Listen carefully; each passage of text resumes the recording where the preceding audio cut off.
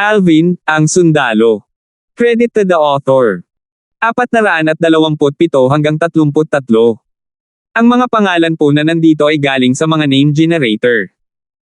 Kaya kung meron man pagkakatulad sa mga pangalan ng totoong tao o lugar, ito ay tunay na hindi sinasadya. Ang 120 sinaunang mammoth silhouette na lumitaw ay biglang nagbago sa 80 plus sa isang kisap mata, pagkatapos ay dahan-dahan silang tumaas. 70 sinaunang mammoth. 100 sinaunang mammoth. Walang tigil na pabago-bago na may pinakamataas na 127 sinaunang mammoth silhouette. 4 Sid. Nagsikip ang mga mag-aaral ni Alvin, ngunit nang matamaan ng kanyang tingin ang espiritong letigo sa mga kamay ng anak na babae ng gobernador ng lungsod, napansin niya sa halip na ang origin energy na dumadaloy sa paligid ng spirit whip ay tila may strand ng kakaibang nagninangas na aura. Si Alvin ay lubos na pamilyar sa aura na ito. Ito ay ang aura ng apoy. Fire Force. It's a Fire Force seed. Tinukoy ni Alvin ang kakayahan na ginamit ng anak na babae ng gobernador ng lungsod ngayon. Sa susunod na sandali, lumubog ang mukha ni Alvin. Naramdaman niya ang isang napakalaking puwersa na bumuhos sa spirit sword sa kanyang kamay mula sa spirit whip. Siya ay nagkukusa na umatake at makakuha ng kalamangan. Enerhiya ng lindol. Kahit na ginamit ni Alvin ang quake energy sa tamang panahon, na-neutralize lang niya ang isang bahagi ng enerhiya. Ipoipo. Kasunod ng direksyon ng enerhiyang ito, si Alvin ay tumapak sa lupa at kumislap na parang bog zone ng hangin, pagkatapos ay tumayo sa di kalayuan habang tinitingnan ang anak na babae ng gobernador ng lungsod mula sa malayo. Kung alam kong naiintindihan niya ang isang Fire Force seed, ginamit ko na sana ang quake energy sa simula. Bumantong hininga si Alvin sa loob, at naramdaman niyang nakakaawa ito. Noong una ay inakala ni Alvin na kahit hindi niya gamitin ang quake energy, sapat na ang kanyang lakas para durugin ang anak na babae ng city governor na ito. Ngunit pinatunayan ng mga katotohanan na minamaliit niya ang anak ng gobernador ng lungsod. Ang anak na babae ng gobernador ng lungsod ay isang henyo sa martial law na nakaintindi ng isang Fire Force seed. Sa mga tuntunin ng likas na talento, hindi siya mas mababa sa kanya. Sa mga tuntunin ng kakayahan sa pag-unawa, siya ang pinakamagaling sa lahat ng nakababatang henerasyon na nakilala niya. Kahit na ang Saber Young Master ng Demonic Lotus Blade Sect mula sa Azure Forest Imperial Kingdom ay mas mababa sa kanya. Kung ginamit ni Alvin ang kanyang quake energy sa limitasyon noong siya ay tumama gamit ang kanyang espada, nadurodge na sana niya ang anak na babae ng city governor at nakuha ang huling tagumpay. Sa kasamaang palad, hindi niya ito ginamit. Kahit na ginamit niya ang quake energy sa kalaunan at na-neutralize ang isang bahagi ng enerhiya mula sa anak na babae ng gobernador ng lungsod, ngunit hindi rin niya nagawang kontrahin. Ang pagpapataas ng quake energy sa limitasyon ay nangangailangan ng isang proseso. Kanina, wala nang oras para kay Alvin na unti-unting bumuo ng kanyang quake energy sa limitasyon. Sa arena ng groom search competition, si Alvin at ang anak na babae ng gobernador ng lungsod ay nakatayong magkaharap. Nagngangalit pa rin ang origin energy at tumalon sa violet myrtle flexible sword sa kamay ni Alvin.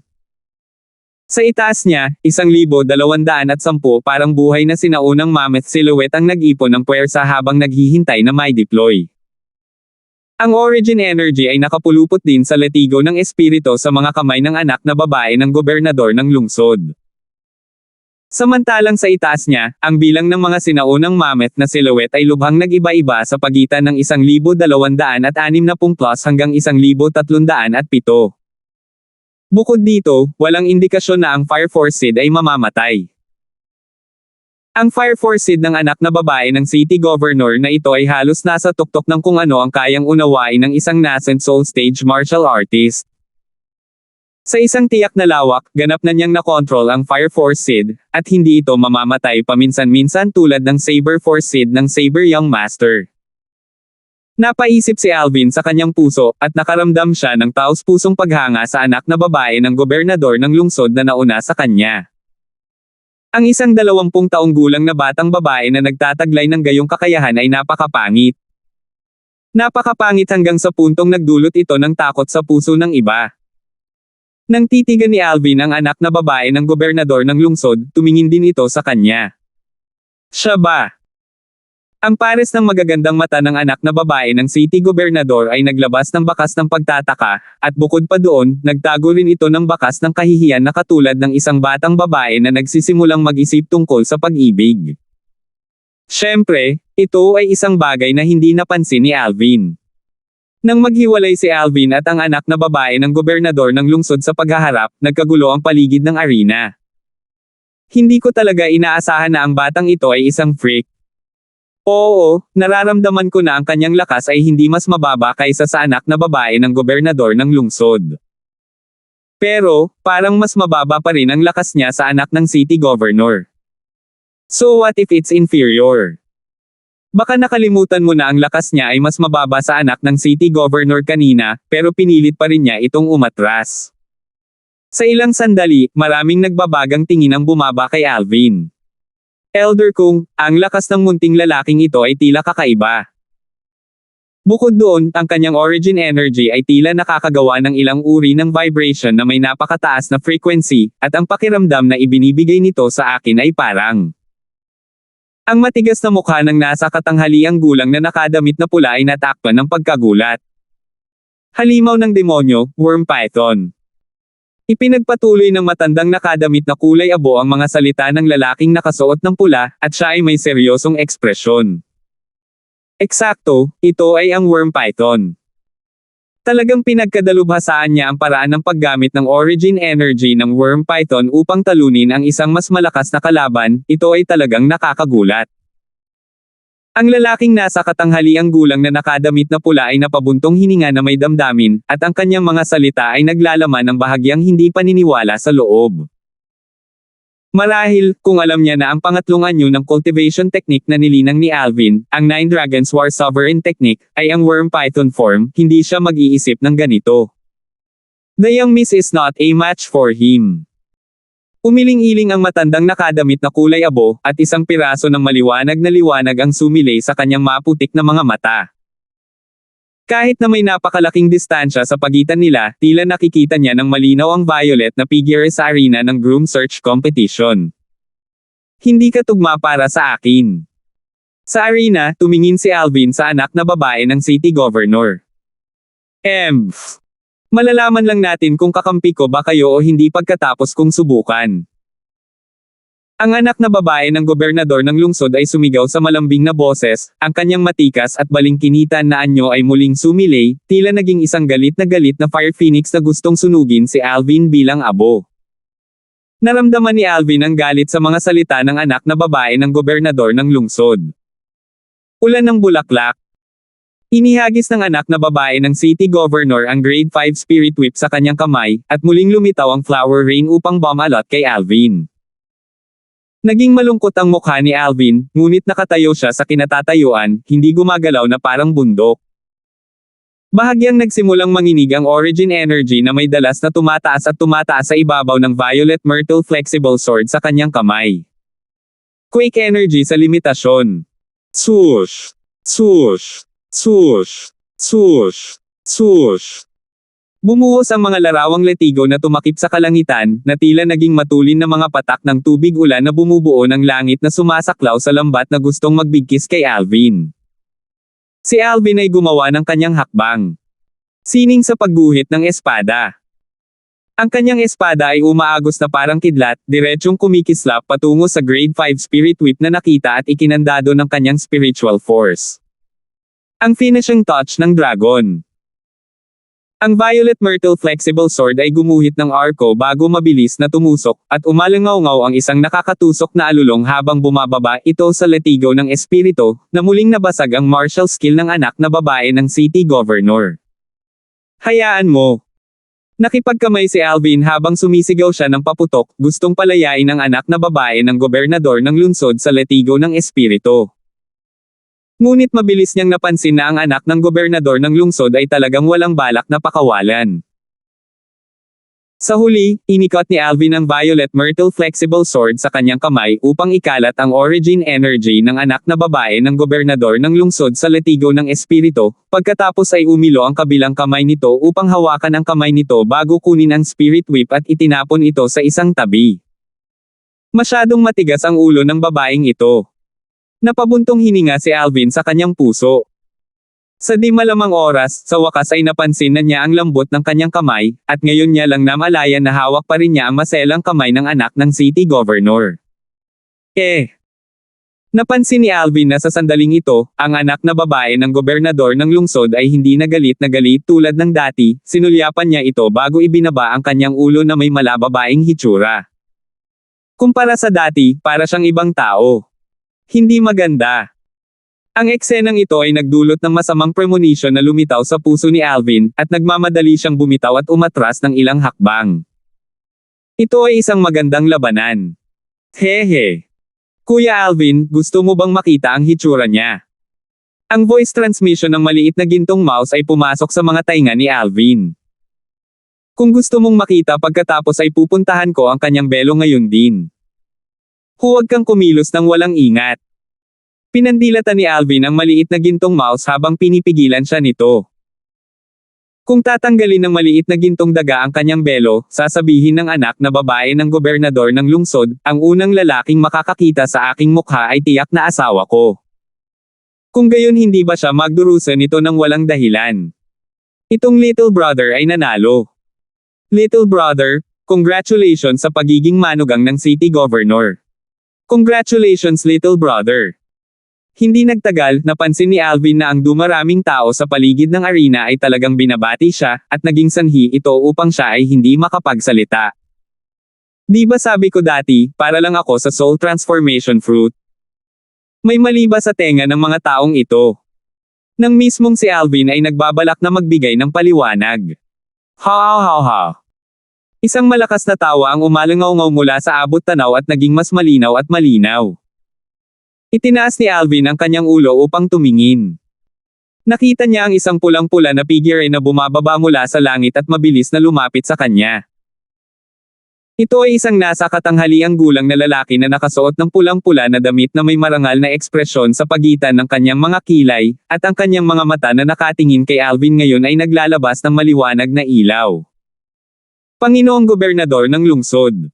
Isang alon ng magalang na boses ang narinig ng mga tainga ni Alvin. Ang nakapaligid na pulutong ng mga tao ang yumuyuko sa lalaking nasa katanghaliang gulang na nakasuot ng pulang damit. Gobernador ng lungsod. Ang gobernador ng Phoenix Nest City. Biglang naunawaan si Alvin. Good. Very good. Anak, simula ngayon, ikaw na ang manugang ko, si William Flair.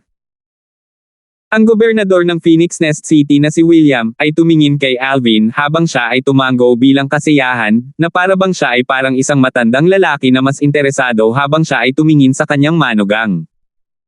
Congratulations City Governor! Congratulations City Governor! Ang mga nakapaligid na pulutong ng mga tao ay bumati lahat kay William. Salamat sa lahat! Tumawa si William at nasa magandang kalagayan. Gobernador ng Lungsod Flair. Sinulyapan ni Alvin ang dalaga na nakatayo sa gilid ni William na nakayuko at bahagyang nahihiyang ekspresyon, at tumawa siya ng mapait. Sa palagay ko ay nagkamali ka. Umakyat ako ngayon sa arena na ito para lamang sa soul transformation fruit na iyon, at hindi para sa iyong anak. Sa sandaling tumunog ang mga salita ni Alvin, ang masayang kapaligiran sa eksena ay biglang tumigil. Swoosh! Swoosh! Swoosh! Swoosh! Swoosh! Maraming mga tingin mula sa buong arena ang bumaba kay Alvin. Ang karamihan ng mga tao ay nagulat lahat sa sinabi ni Alvin. Ngayon lang naalala ng ilang tao na nang umakyat ang binata sa arena kanina ay sinabi nga niya ito. Ngunit walang nagseryoso sa kanyang mga salita sa oras na iyon. Anong sabi mo? Naging malungkot ang mukha ni William, at sa halos isang iglap, isang kakila-kilabot na paraan ang lumabas mula sa kanya upang idiin si Alvin. Namutla ang mukha ni Alvin. Ang kahangahangang paraan ni William ay bumaba sa kanya at idiniin siya hanggang sa puntong nanginginig ang kanyang mga laman loob. Sa huli, talagang hindi nakayanan ni Alvin at nanginginig ang kanyang katawan. Pilit siyang iniluwa ng isang subo ng dugo. Kasunod nito, nagpupumilit si Alvin na itaas ang kanyang ulo at tumingin kay William ng may pagtataka, at nagkaroon siya ng nakakatakot na ekspresyon. Napakalakas ng William na ito. Hindi ako natatakot dito kahit kaunti kahit na ito ay ang kahangahangang paraan ng isang ordinaryong eksperto sa void initiation stage. Ngunit ang kanyang kahangahangang paraan ay talagang nakakapinsala sa akin.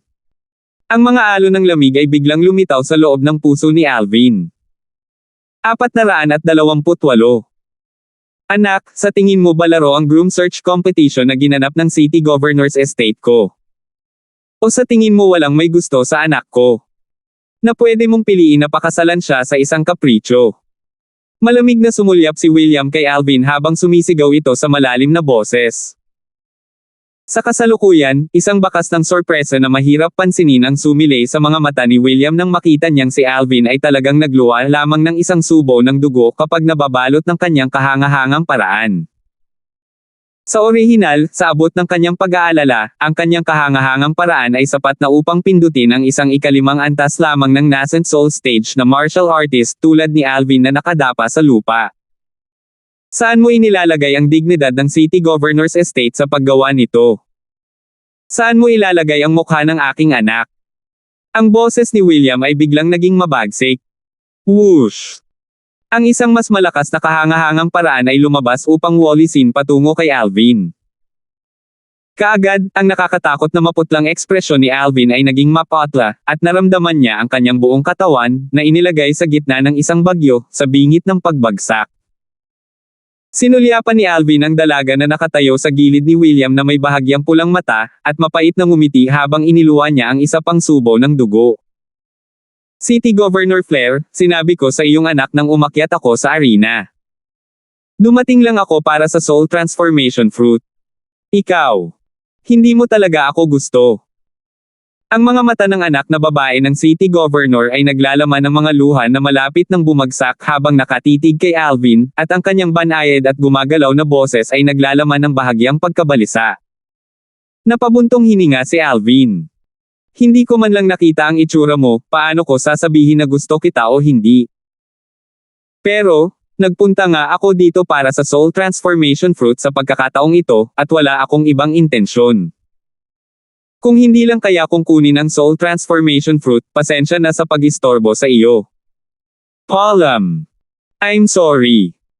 Tumingin si Alvin sa anak na babae ng gobernador ng lungsod at ngumiti ng humihingi ng tawad, pagkatapos ay tumalikod, nagbabalak na umalis. Sa tingin mo ba maaari kang pumunta sa aking City Governor's Estate ayon sa gusto mo? Sa sandaling lumingon si Alvin, narinig niya ang isang tinig na tila na moo sa isang matalim na espada na mabangis na tumusok sa kanyang mga tainga, na ikinagulat ng kanyang eardrums hanggang sa ito ay nanginag. Kumalat agad sa buong katawan niya ang puwersa na hindi niya kayang kalabanan. Sa sumunod na sandali, naramdaman niyang nawala ng lakas ang buong katawan niya at unti-unting lumalabo ang kanyang kamalayan. Ang dami ng tao sa kanyang harapan ay unti-unting naglaho sa kanyang paningin. Squeak squeak! Bago siya nawala ng malay, narinig niya ang galit na sigaw ng maliit na gintong daga sa kanyang tenga, pagkatapos ay tuluyan na siyang nawala ng malay. Nang magkamalay si Alvin, naramdaman niya ang pananakit ng kanyang buong katawan. Sobrang sakit. Iminulat ni Alvin ang kanyang mga mata, at ngayon lang niya napansin na nakahiga siya sa isang marangyang kama sa loob ng isang maluwang na silid. Nagising ka na ba? Sa sandaling ito, binuksan ang pinto ng silid at pumasok ang isang maapoy na pulang magandang figure, at may hawak siyang tray na naglalaman ng isang mangkok ng mabangong sinigang na karne. Ang tiyan ni Alvin ay umungol ng hindi lumalaban sa sandaling maamoy niya ang halimuyak ng lugaw. Tiningnan ni Alvin ang pulang dalaga na nakasuot ng belo, ang anak ng gobernador ng lungsod, at iniling niya ang kanyang bahagyang natulala na ulo habang nagtatanong. Paano ako nakarating dito? Na-knockout ka ng aking ama, at 3 araw at gabi kang walang malay. Ganyan ang ugali ng aking ama kaya huwag mong isapuso. Inilagay ng anak na babae ng gobernador ng lungsod ang lugaw sa gilid at tinulungang tumayo si Alvin bago tinanggal ang kanyang saplot, pagkatapos ay itinaas niya ang mangkok ng lugaw at sumandok ng isang kutsara bago ito inilagay sa kanyang bibig at hinaipan. Dumaan siya para sandok kay Alvin habang bahagyang ngumiti. 3 araw na, siguradong gutom ka na diba? Pero, kasalukuyang natulala si Alvin. Siya ay ganap na natigilan sa sandaling tinanggal ng anak na babae ng gobernador ng lungsod ang kanyang belo. Nang bumagsak ang belo, lumilitaw sa harap ng mga mata ni Alvin ang isang nakasisilaw na kagandahan na may ganap na magandang mukha, ang kanyang itim na kilay ay parang mga painting, at ang kanyang mga mata ay parang dalawang patak ng tubig sa taglagas. Ang kanyang pinong ilong, iskarlate na labi, mapuputing ngipin, at natural na matamis na mga katangian ay gumuhit ng isang perpektong mukha na napakaganda.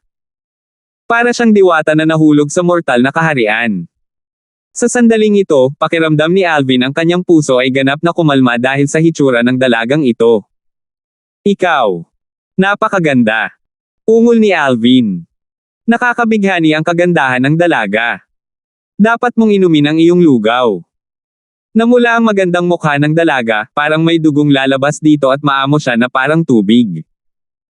Kung ikukumpara sa magiting na dalaga na nakipag-away kay Alvin sa arena kanina, para siyang ibang tao. Nagninanga sa pagkilos, ngunit parang tubig kapag mahinahon. Ito ang impresyon ni Alvin sa dalaga sa kanyang puso. Pinahintulutan ni Alvin ang dalaga na pakainin siya ng isang subo ng lugaw, at naramdaman niya ang init sa kanyang katawan nang pumasok ang lugaw sa kanyang tiyan. Ay! Hindi ko pa alam pangalan mo. Nahihiyang tanong ng dalaga. Ako ay tinatawag na Alvin. Bahagyang ngumiti si Alvin at tumingin sa kanya. Ano naman sayo? Irish flair. Matamis na ngumiti ang dalaga. Tunay na humihingi ako ng paumanhin kaysa nangyari kanina. Hindi talaga ako handa. Si Alvin ay may apologetic na ekspresyon nang maalala niya noong isang araw. Tila naalala ni Irish ang nangyari noong araw na iyon nang marinig niya ito, pagkatapos ay mahina siyang bumantong hininga. Ikaw. Huwag sisihin ang aking ama, ginawa niya ito para sa akin. Marahil, ito ay tunay dahil ang iyong mga kondisyon ay talagang umaayon sa tao sa aking kapalaran. Kaya hindi payag ang ama ko na umalis ka ng ganyan. Ang taong ito sa iyong kapalaran. Nang marinig siya ni Alvin, hindi niya nagawang gumawa ng mga ulo o buntot mula rito. Anong tadhana? Ipinagpatuloy ni Irish ang pagpapakain ng lugaw kay Alvin at dahan-daang nagpaliwanag. Sa totoo lang, ako, ang aking ama, si Lolo Kong, at si Lola Suzy ay nakarating lamang sa lungsod na ito ilang taon na ang nakalilipas. Noong panahong iyon, ang lungsod na ito ay hindi pa tinatawag na Phoenix Nest City. Nagulat si Alvin dahil hindi niya akalain na ang City Governor, William, ay talagang hindi taga-lungsod na ito. Pagkarating ni William, siya ay naging gobernador ng lungsod sa loob ng maikling taon, at nakuha pa niya ang respeto ng mga residente ng Phoenix Nest City. Nakakabigla ang gayong kakayahan. Kung ganoon saan kayo galing? Nagtataka na tanong ni Alvin. The Dark Cloud Dynasty, dahan-daang sabi ni Irish. Dark Cloud Dynasty. Nagulat si Alvin. Ngunit nang maalala niya ang likas na talento ni Irish sa martial daw at ang hindi maarak na lakas ni William, naunawaan niya. Marahil, isang tao lamang mula sa dinastiyang Dark Cloud ang nakapagtaglay ng gayong kakilakilabot na likas na talento at lakas. Yung destiny na sinabi mo kanina. Curious na tanong ni Alvin nang maalala niya ang sinabi ni Irish kanina. Bahagyang napabuntong hininga si Irish habang dahan-daang sinabi, iyon ang tadhanang hinulaan ng aking lola para sa akin. Siya ay isang makapangyarihang manghuhula at ang taong pinakaiginagalang ko. Ngunit para sa kapakanan ng paghula ng paraan ng kaligtasan para sa isang masamang tao na tulad ko, sinayang niya ang huling 20 taon ng kanyang buhay. Nang matapos siyang magsalita, napuno ng luha ang magandang mukha ni Irish. Manghuhuli. Si Alvin ay lubos na naguluhan nang marinig niya ito, maaaring ang manghuhula na ito ay katulad ng mga manghuhula ng kanyang nakaraang buhay. Ngunit hindi kailanman pinaniwalaan ni Alvin ang mga bagay na ito sa kanyang nakaraang buhay. Huwag kang malungkot. Since your great-grandmother chose to do this, then it's sufficient to show she loved you very dearly. I presume that if she was aware in the afterlife, she will not see you like this. Bagamat hindi naniniwala si Alvin sa panghuhula o tadhana, ang kasalukuyang anyo ni Irish na parang bulaklak ng peras na naliligo sa ulan ay naging dahilan upang hindi niya ito matiis at nagmamadali niyang inaliw siya. Sa ilalim ng kanyang pag-aaliw, sa wakas ay nakabawi si Irish sa kanyang dating sarili. Sa tingin mo ba ang tinatawag na tadhana ay napaka-ilusyon at hindi totoo? Tumingin si Irish sa mga mata ni Alvin at biglang nagtanong. Ang magagandang mata ni Irish ay dalisay at walang kapintasan, tulad ng dalawang magagandang hiyas na naging sanhi ng pag-igting ng damdamin ni Alvin. Hindi itinanggi ni Alvin nang mapaharap sa tanong na ito ni Irish at tumango siya. Dahan daw ang sinabi ni Irish, sa simula, ayaw ko ring paniwalaan ito. Hanggang sa araw na iyon sa arena ng groom search competition nang ako mismo ay umamin na ang aking lakas ay mas mababa kaysa sa iyo. Sa sandaling iyon lamang ako naniwala na ang tadhanang hinulaan ng aking lola ay hindi ilusyon at hindi totoo. Anong ibig mong sabihin? Tumingin si Alvin kay Irish nang may interes. Alam mo ba kung bakit ako dinala ng aking ama sa lungsod na ito sa dulong timog ng Darkstone Empire? Sinagot ni Irish ang sarili niyang tanong. Ito ay tiyak na dahil sa kapalaran na hinulaan ng aking dakilang lola. Ayon sa aking lola, makakatagpo ko ang lalaki sa aking kapalaran noong ako ay 20 taong gulang sa pinakatimog na lungsod ng Darkstone Empire, ang Phoenix Nest City. Habang nagsasalita siya dito, isang maliit na pamumula ang lumitaw sa walang katulad na magandang mukha ni Irish. Kaya, pagkatapos ng aking ama na maging gobernador ng lungsod na ito, pinalitan niya ang pangalan ng lungsod sa Phoenix Nest City. Sinabi ng aking dakilang lola na ang lalaki sa aking kapalaran ay mula sa timog, at siya ay lilito sa isang tiyak na oras sa taong ako ay magiging 20. Hiniling niya sa aking ama na magdaos ng isang groom search competition para sa akin sa oras na iyon, at gamitin ang soul transformation fruit na naiwan niya bilang aking dot. Nagpatuloy si Irish. 20 na lang ako sa taong ito. Naniniwala ang aking ama na ang mga salita ng aking lola, kaya nagsagawa siya ng groom search competition noong time frame na binanggit ng aking lola, para lang sa paghihintay sa pagpapakita ng lalaki sa aking kapalaran.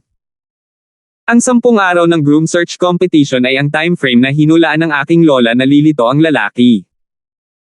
Ayon sa sinabi ng aking dakilang lola, ang edad ng lalaking iyon ay hindi lalampas sa 25 at matatalo ako sa groom search competition.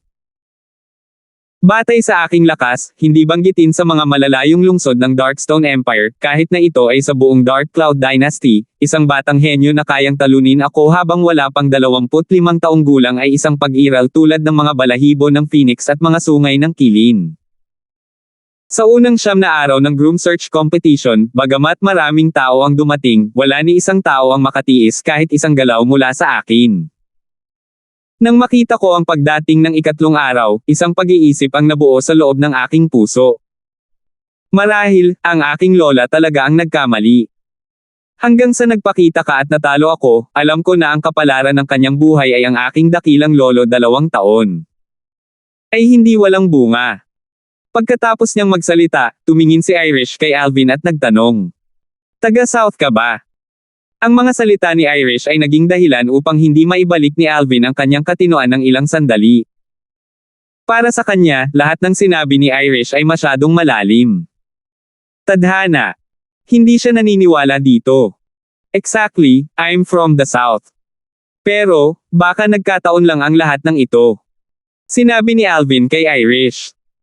Siya ay mula sa Azure Forest Imperial Kingdom, at ang Azure Forest Imperial Kingdom ay talagang nasa timog ng Darkstone Empire. Nagkataon lang.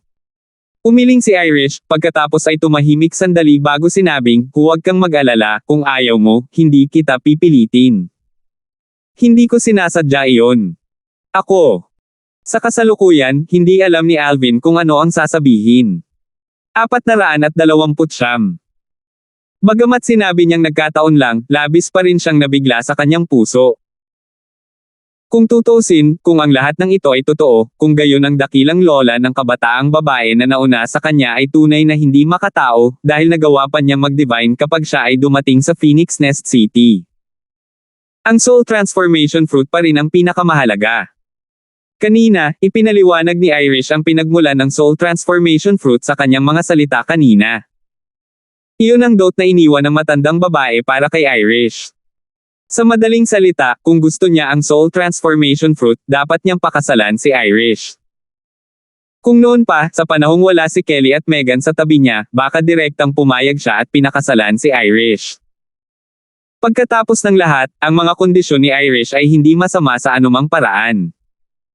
Siya ay nagtataglay ng parehong magandang hitsura na parang bulaklak at nakakagulat na background. Ngunit ngayon, kasama sina Kelly at Meghan, ito ay katumbas ng pagkakaroon ng dagdag na responsibilidad. Kung pwede lang, ayaw niyang masaktan ang dalawang babae. Bukod dito, ang naramdaman niya ngayon para kay Irish ay halos paghanga at hindi pagmamahal, at hindi rin siya tinamaan ng pagnanasa tulad noong nakilala niya si Meghan noong araw na iyon. Marahil, dahil mayroon na siyang Kelly at Meghan kaya siya magiging ganito. Sa kabuuan, ang ganitong uri ng pakiramdam ay lubhang komplikado. I didn't mean it in that way, feeling ko medyo abrupt. At saka, pareho lang tayong magkakilala at wala man lang feeling sa isa't isa. Payag ka ba na magpakasal sa hindi mo kilala? Tinanong ni Alvin si Irish. Bahagyang gumalaw ang cherry lips ni Irish nang marinig niya ito, parang may gusto siyang sabihin pero hindi niya sinabi. Kuya Alvin, lalabas muna ako, ingatan mo ng maayos ang mga sugat mo. Napabuntong hininga si Irish, pagkatapos ay hinawakan ang tray na may laman na mangkok at umalis, nag-iwan ng magandang likod para makita ni Alvin. Mukhang may mahirap siyang i-voice out. Sumimangot si Alvin dahil kitang-kita niya ang mga aksyon ni Irish kanina. Swoosh! Isang alulong ng hangin ang umalangaw-ngaw at ang pinto ng silid ay nabuksan ng malakas, pagkatapos ay isang gintong liwanag ang bumaril sa gilid ng kama sa gilid ni Alvin. Kuya Alvin, sa wakas gising ka na. Ang maliit na gintong mouse ay tumingin kay Alvin at sumayaw ng may kagalakan, at habang nakikipag-usap siya kay Alvin sa pamamagitan ng voice transmission, tila naglalaman ito ng bahagyang pananabik na pinaghalo sa loob. Munting ginto, ano ang nangyari matapos akong mawala ng malay noong araw na iyon? Nagtataka na tanong ni Alvin. Oh, na-knockout ka ni William noong araw na iyon. Narinig ni Ash ang pagpapadala ng boses ng maliit na gintong mouse, nakakuha si Alvin ng isang tiyak na antas ng pangunawa sa lahat ng nangyari sa araw na iyon. Hindi pinahirapan ni William siya at si Little Gold sa huli. Dinala niya si Alvin at ang maliit na gintong mouse sa City Governor's Estate, at binigyan pa niya si Alvin ng Great Recovery Pill. Kuya Alvin, hindi masama si Sister Irish. Gusto mo ba siyang pakasalan? Ang maliit na gintong mouse ay kumislap sa kanyang jade green na mga mata habang binibigyang pansin niya si Alvin. Pinandilatan ni Alvin ang maliit na gintong daga.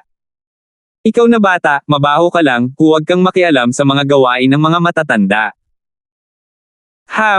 Halos gumaling na ang mga sugat ko, samahan mo akong maglakad sa labas. Nang sinadya ni Alvin na magpalit ng kanyang damit at umalis sa silid kasama ang maliit na gintong daga. Kumatok. Kumatok. Umalangaw-ngaw ang tunog ng pagkatok ng pinto. Hindi ito nakalock. Kasabay ng tugon ni Alvin, ang naka-unlock na pinto ay binuksan, at dahan-daang pumasok ang isang matanda. Nakilala ni Alvin ang taong ito sa isang sulyap lang, ang matandang babae na may asul na damit ang nakatayo sa gilid ng groom search competition arena noong araw na iyon, at ang Lola Susie na binanggit ni Irish. Pumalakpak. Isang eksenang nagdulot ng hindi paniniwala kay Alvin ang lumitaw. Hindi umimik si Lola Susie bago naglakad palapit sa kanyang kama at direktang lumuhad sa lupa. Senior, anong ginagawa mo? Si Alvin ay may gulat na ekspresyon habang siya ay nagmamadaling bumaba sa kama, gustong tulungan si Lola Susie na bumangon. Ngunit sa kasamaang palad, ang kultibasyon ni Lola Susie ay mas malakas kaysa sa kanya, at habang nakaluhod siya roon, kahit paano niya hinaila, wala siyang paraan para hawakan si Lola Susie. Senior. Tumawa ng mapait si Alvin. Kahit ano pa iyon, tumayo ka at magsalita tungkol dito. Nang makita niyang walang reaksyon si Lola Susie, inituwid ni Alvin ang kanyang mukha. Kung hindi ka pa rin tatayo, diretso na akong aalis. Tumayo si Lola Susie nang marinig niya ito. Young Master Alvin. Magalang na yumuko si Lola Susie kay Alvin. Hindi nagulat si Alvin na alam ni Lola Susie ang kanyang pangalan. Malamang nakipagkita na si Lola Susie kay Irish kanina. Senior, kung meron man, then just speak frankly. Young Master Alvin, dapat sinabi sa iyo ng Young Miss ang tungkol sa bagay tungkol sa kanyang kapalaran, tama ba? Tanong ni Lola Susie. Oo. Tumango si Alvin. Saka alam mo ba na kapag ang itinadhana niyang lalaki ay hindi naging isa sa kanya? Hindi siya mabubuhay ng lampas sa edad na 30. Napabuntong hininga si Lola Suzy. Ano? Malungkot ang mukha ni Alvin. Senior, ano ba talaga ang nangyayari? Alam ko. Napakabait ng young miss, at tiyak na hindi niya ito sasabihin sa iyo. Nagpatuloy si Lola Suzy. Si young miss ay likas na isinilang na iba sa isang ordinaryong tao. Siya ay nagtataglay ng napakabihirang fire spirit body. Apoy na espiritong katawan. Natigilan si Alvin nang marinig niya si Lola Suzy, at nang hanapin niya ang mga alaala ng Rebirth Martial Emperor at malaman kung ano ang ibig sabihin ng likas na fire spirit body, na puno ng pagkabigla ang kanyang mukha. Ang apoy na espiritong katawan ay isang napakalaki na likas na espiritong katawan, at ito ay napakabihirang. Sa kasaysayan ng Cloud Continent, hindi lamang lumitaw ang fire spirit body, ngunit halos lahat ng iba pang mga espiritong katawan tulad ng water spirit body, lightning spirit body, at wind spirit body ay lumitaw. Ngunit ang mga nagtataglay ng mga likas na espiritong katawan na ito ay bihirang nakaligtas sa edad na 30. Dahil lamang kapag sila ay 30, ang enerhiya ng likas na espiritong katawan ay ganap na saysabog, at ang nagtataglay ng espiritong katawan ay hindi makakayanan ang presyon at direktang saysabog mula sa umaapaw na enerhiya. Ang Rebirth Martial Emperor ay nakaranas ng 2 buhay at minsan ay nakatagpo ng isang may-ari ng water spirit body. Ang nagtataglay ng water spirit body ay may pambihirang likas na talento bago ang edad na 30, at umasa sa water spirit body upang maunawaan ang ikatlong antas na konsepto ng tubig sa sandaling ang paglilinang ng nagtataglay ay tumuntong sa ikapitong antas ng void priang stage. Nang ang may-ari ng water spirit body ay gumamit ng lahat ng kakayahan, ang ipinakitang lakas ay nagawa pang durugan ang ordinaryong first level at second level na void initiation stage na martial artist. Gayunpaman, sa edad na 30, ang may-ari ng water spirit body na ito ay hindi nakayanan ang enerhiyang lumalabas mula sa loob ng kanyang katawan at sumabog mula sa umaapaw na enerhiya. Ang taong iyon ay isang mabuting kaibigan ng Rebirth Martial Emperor sa kanyang unang buhay, at ang tanging nagtataglay ng espiritong katawan na nakilala ng Rebirth Martial Emperor sa kanyang 2 buhay. Dahil mismo sa mabuting kaibigang ito kung kaya't ang Rebirth Martial Emperor ay nagkaroon ng malalim na kaalaman tungkol sa iba't ibang espiritong katawan sa pamamagitan ng iba't ibang sinaunang aklat. Sa huli, nakakuha siya ng conclusion. Halos lahat ng nagtataglay ng mga mahimalang likas na espiritong katawan na ito ay hindi kayang mabuhay ng lampas sa edad na 30 dahil ang enerhiya ng likas na espiritong katawan ay saysabog kapag ang nagmamay-ari ay naging 30. Sapagkat kung nais ng isang tao na lutisin ang problemang ito, mayroon lamang 2 pamamaraan. Ang una, makapasok sa void transformation stage sa edad na 30. Ayon sa determinasyon, kung ang paglilinang ng isang tao ay umabot sa void transformation stage, kung gayon ang isang tao ay maaaring puwersahang makayanan ang pagputok ng enerhiya ng espiritu ng katawan kapag ang isa ay 30. Kung hindi, kahit na ang isa ay nasa ika-9 na antas ng void interpretation stage, ang isa ay mamamatay pa rin ng walang pag-aalinlangan. Ngunit sa kasamaang palad, napakahirap na makapasok sa void transformation stage sa edad na 30, at ito ay kasing imposible. Ang pangalawa, humanap ng nagtataglay ng isang espiritong katawan ng isang kabaligtaran na katangian, pagkatapos ay maging isa sa taong iyon. Sa ganitong paraan, ang enerhiya ng 2 espiritong katawan ay mapapawi sa pamamagitan ng pagsasama ni Yin at Yang, at kapag ang mga nagmamay-ari ay nasa edad na 30, ang kondisyon ng enerhiya ng espiritong katawan na sumasabog ay hindi na mangyayari.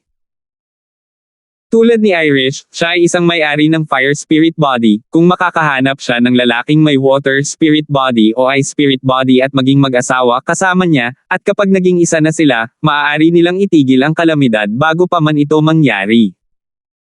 Hindi ko akalain na siya talaga ang may-ari ng fire spirit body. Bumantong hininga si Alvin at nakaramdam ng simpatiya para kay Irish. Ayon sa mga alaala ng Rebirth Martial Emperor, sa isang tiyak na lawak, ang mga nagmamay-ari ng mga espiritong katawan ay masasabing mga eksistensya na binigyan ng Diyos ng langit. Dahil ang kanilang likas na talento at kakayahan sa pag-unawa ay kadalasang napakataas. Lalo na kapag nauunawaan ang puwersa, nagtataglay sila ng isang pambihirang kalamangan. Katulad ni Irish, ang kanyang cultivation ay nasa ika-6 na antas lamang ng nascent soul stage, ngunit naiintindihan na niya ang isang fire force seed hanggang sa sukdulan ng pangunawa. Kapag nakapasok na siya sa void prying stage, direktang mauunawaan niya ang elementary fire force. Gayunpaman, bagaman ang mga nagtataglay ng mga espiritong katawan ay nagtataglay ng likas na talento at kakayahang umunawa na nagdulot ng paninibugho at inggit, kinailangan nilang harapin ang isang kapahamakan ng buhay at kamatayan sa edad na 30. Sa kasaysayan ng Cloud Continent, ang mga may-ari ng espiritong katawan ay bihirang nabubuhay ng lampas sa edad na 30. Senior, dahil wala akong water spirit body o ice spirit body, kahit napakasalan ko si Irish at maging isa sa kanya, natatakot akong hindi ko maalis ang kanyang krisis. Tumingin si Alvin kay Lola Suzy at bumantong hininga. Ewan ko ba sa water spirit body o ice spirit body? Ang alam ko lang ay ang destiny na binanggit ni Lord Oracle para sa Young Miss, at ikaw ang lalaki sa destiny ng Young Miss. Hanggat naging one with the Young Miss, natural na makakawala ka sa krisis ng Young Miss. Umiling si Lola Suzy, habang nagtataglay siya ng bulag na pagtitiwala sa Panginoong Oracle na kanyang binanggit. Hindi nakaimik si Alvin. Hindi ba ito gumagawa ng mga bagay na walang ingat? Una, wala siyang kakayahan na payagan si Irish na magkaroon ng cultivation sa void transformation stage sa edad na 30. Pangalawa, hindi niya taglay ang water spirit body o ang ice spirit body, at hindi niya nagawang mapawi ang enerhiya ng fire spirit body sa loob ng Irish. Kaya, sa ganang kanya, kahit nakasal sa kanya si Irish, hindi niya ito matutulungan. Lola Suzy, ako. Hindi pa tapos si Alvin sa pagsasalita nang lumuhad muli ang matandang babae, dahilan para hindi siya makapagsalita. Ang Lola Suzy na ito ay isang eksperto sa void prying stage sa anumang paraan, ngunit kusang lumuhad sa harap ng isang nascent soul stage na martial artist na tulad niya at walang kahit ano paman. Kung gagamit si Alvin ng isang salita upang ilarawan ito, malamang na ito ay walang hiya. Ngunit malinaw na alam ni Alvin sa kanyang puso na ang dahilan kung bakit nagkaganito si Lola Suzy ay dahil sa labis niyang pagmamalasakit kay Irish. Napabuntong hininga si Alvin. Lola Suzy, please bumangon ka na. Ang pag-aasawa ay hindi walang kabuluhang bagay. Kahit na handa akong gawin ito, kailangan ko pa ring humingi ng opinyon ng aking pamilya, di ba? Sa huli, sa panghihikayat ni Alvin, sa wakas ay tumayo si Lola Suzy. Sa sandaling ito, Young Mrs. Husband, pinaponte ka ng Lord City Governor sa audience hall. Isang boses ang pumasok sa silid at pumasok sa tainga ni Alvin. Asawa ni Young Miss. Kumaibat ang mga sulok ng bibig ni Alvin. Ito ba ay maituturing na sapilitang magpakasal? Hinahanap ako ng City Governor Flair na iyon. Dahil din ba sa usapin kay Irish? Nagsalubong ang mga kilay ni Alvin at nagpaalam siya kay Lola Suzy bago dinala ang maliit na gintong daga at lumabas ng silid. Sa pangunguna ng katulong, tumungo siya sa audience hall. 430. Estate ng gobernador ng lungsod, audience hall. Pumasok si Alvin sa audience hall at sa isang sulyap, nakita niya ang city governor, William, na nakaupo sa upuan ng host sa gitna. Si Irish ay muling nagsuot ng kanyang belo at tumayo sa tabi ni William. Bagamat ang kanyang anyo ay natatakpan ng belo, ang kanyang magandang katawan ay hindi nakaharang na naging dahilan ng pagpintig ng puso ng isa.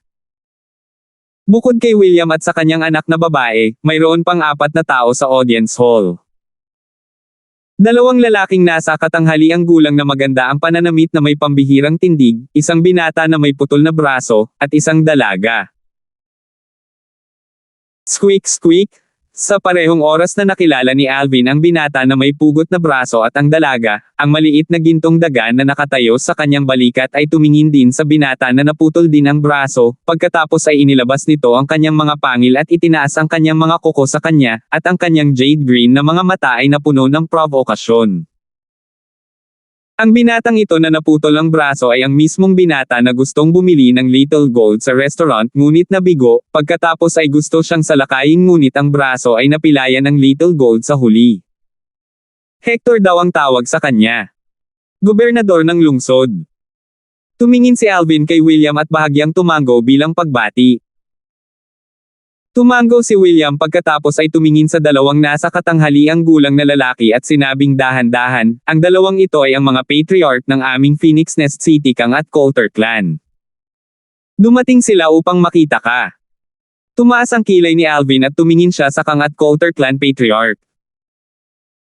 Ang cultivations ng dalawa ay hindi karaniwan dahil pareho silang nabubuhay sa void prying stage. Naparito ka ba upang tuligsain ang aking mga krimen? Tumingin si Alvin sa dalawa at ngumiti ng walang pakialam. I don't dare. Ang Kang patriarch ay nagmamadaling umiling, pagkatapos ay itinaas ang kanyang kamay upang bawiin ang isang luminous pearl na kasing laki ng kamao ng isang nasa hustong gulang at ipinasa ito kay Alvin habang mapagkumbaba niyang sinabi. Young master, masungit ang anak ko ilang araw na ang nakakaraan. Sana ay huwag kang magtanim ng mga hinaing sa kanyang mga pagkakamali sa nakaraan at huwag mo itong pag-usapan sa anak ko. Bumaba ang tingin ni Alvin sa luminous peak sa kamay ng patriarch ng Kang at bahagyang nagulat siya. Kung ang gayong napakalaking luminous pearl ay ibebenta sa isang auction, ito ay masusubasta man lang sa halagang 10 milyong ginto. Sa isang tiyak na lawak, ang ganitong uri ng luminous pearl ay maaaring ituring na isang bihirang kayamanan. Don't mention it, Patriarch Kang, maliit na bagay lang at nakalimutan ko na. Bagamat sinabi niya ito, ang bilis ng kamay ni Alvin ay hindi gaanong mabagal at mabilis niyang natanggap ang luminous peak sa kamay ng Patriarch ng Kang, pagkatapos ay tinitimbang ito sa kanyang kamay saglit. Kung gayon, magpapasalamat ako kay Patriarch Kang para sa mapagbigay na Reg Along ito. Basta gusto mo. Pilit na ngumiti ang patriarch ng Kang, ngunit dumudugo ang kanyang puso. Ang luminous pearl na ito ay isang bagay na gusto niyang bilhin ng 30 milyong ginto sa isang auction sa Imperial City ng Darkstone Empire. Ngayon, ito ay ipinamigay ng ganito. Ngunit alam niyang malinaw sa kanyang puso na dapat niya itong ibigay. Ang taong nauna sa kanya ay ang manugang ng poong gobernador ng lungsod. Bilang patriarch ng Kang na may legacy ng daan-daang taon, nakita niya ang pagbangon ng City Governor, William, gamit ang sarili niyang dalawang mata. Dumating lang si William sa kanilang lungsod ilang taon na ang nakararaan. Kararating lang niya sa lungsod ng madami na niyang talunin ang gobernador ng lungsod na ito noong panahong iyon, pagkatapos ay pumasok sa City Governor's Estate at naging bagong may-ari ng lungsod na ito, at pinalitan pa ang pangalan ng lungsod na ito ng Phoenix Nest City. Walang nakakaalam kung gaano kalakas ang lakas ng City Governor. Alam lang nila na matapos talunin ni William ang dating gobernador ng lungsod at itaboy sa Phoenix Nest City, hindi siya nagbitiw sa kanyang kapalaran sa kanyang puso, at nakahanap siya ng isang mabigat na void initiation martial artist na haharap kay William. Sa huli, ang kinalabasan ay namatay siya at ang ekspertong void initiation stage na natagpuan niya. Mula noon, walang sino man sa loob ng Phoenix Nest City ang nangahas na tanungin ang lakas ni William. Young Master, ito ang paghingi ng tawad ng aming Coulter clan. Ang patriarch ng Coulter clan ay binawi ang isang kwintas na gawa sa isang string ng mga hiyas na kulay bahaghari at ipinasa ito kay Alvin. Naunawaan ni Alvin na ang string ng 7 hiyas ng iba't ibang kulay ay pawang natural na hiyas at may pambihirang halaga. Sa mga tuntunin ng halaga, ang 7 hiyas na pinagsama ay hindi mas mababa sa luminous pearl na ibinigay sa kanya ng patriarch ng Kang. Salamat Patriarch Coulter.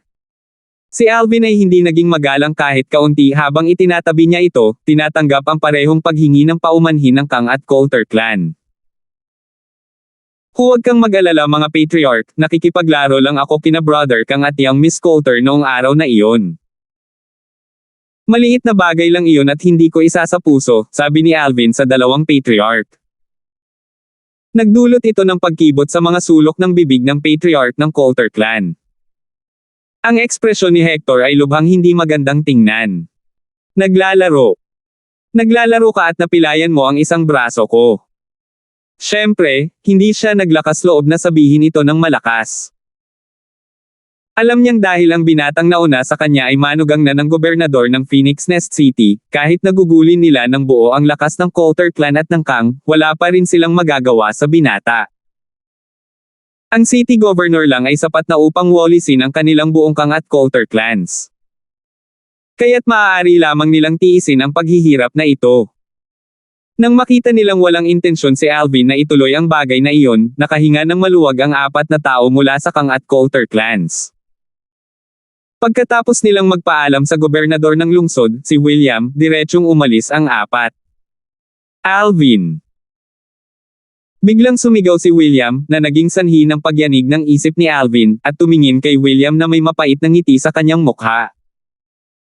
Alam niya na kung ano ang dapat na dumating, ay darating. Gobernador ng lungsod. Tumingin si Alvin kay William nang hindi mayabang o mapagkumbaba. Talaga bang ayaw mong pakasalan ang anak ko? Habang nagsasalita si William, isang nakakatakot na kahangahangang paraan ang bumalot kay Alvin. Nang maging malungkot ang mukha ni Alvin at sinadya niyang pukawin ang origin energy sa kanyang buong katawan para labanan ito. Swoosh! Isang bagzo ng mabangong hangin ang dumampi sa kanyang ilong, at isang magandang figure ang hamarang sa kanyang harapan, na humahadlang sa kahangahangang paraan ni William. Fu! Ang matikas at maisla na figure ay napilitang iluwa ang isang subo ng dugo at ang kanyang katawan ay nasa bingit ng pagbagsak. Woo!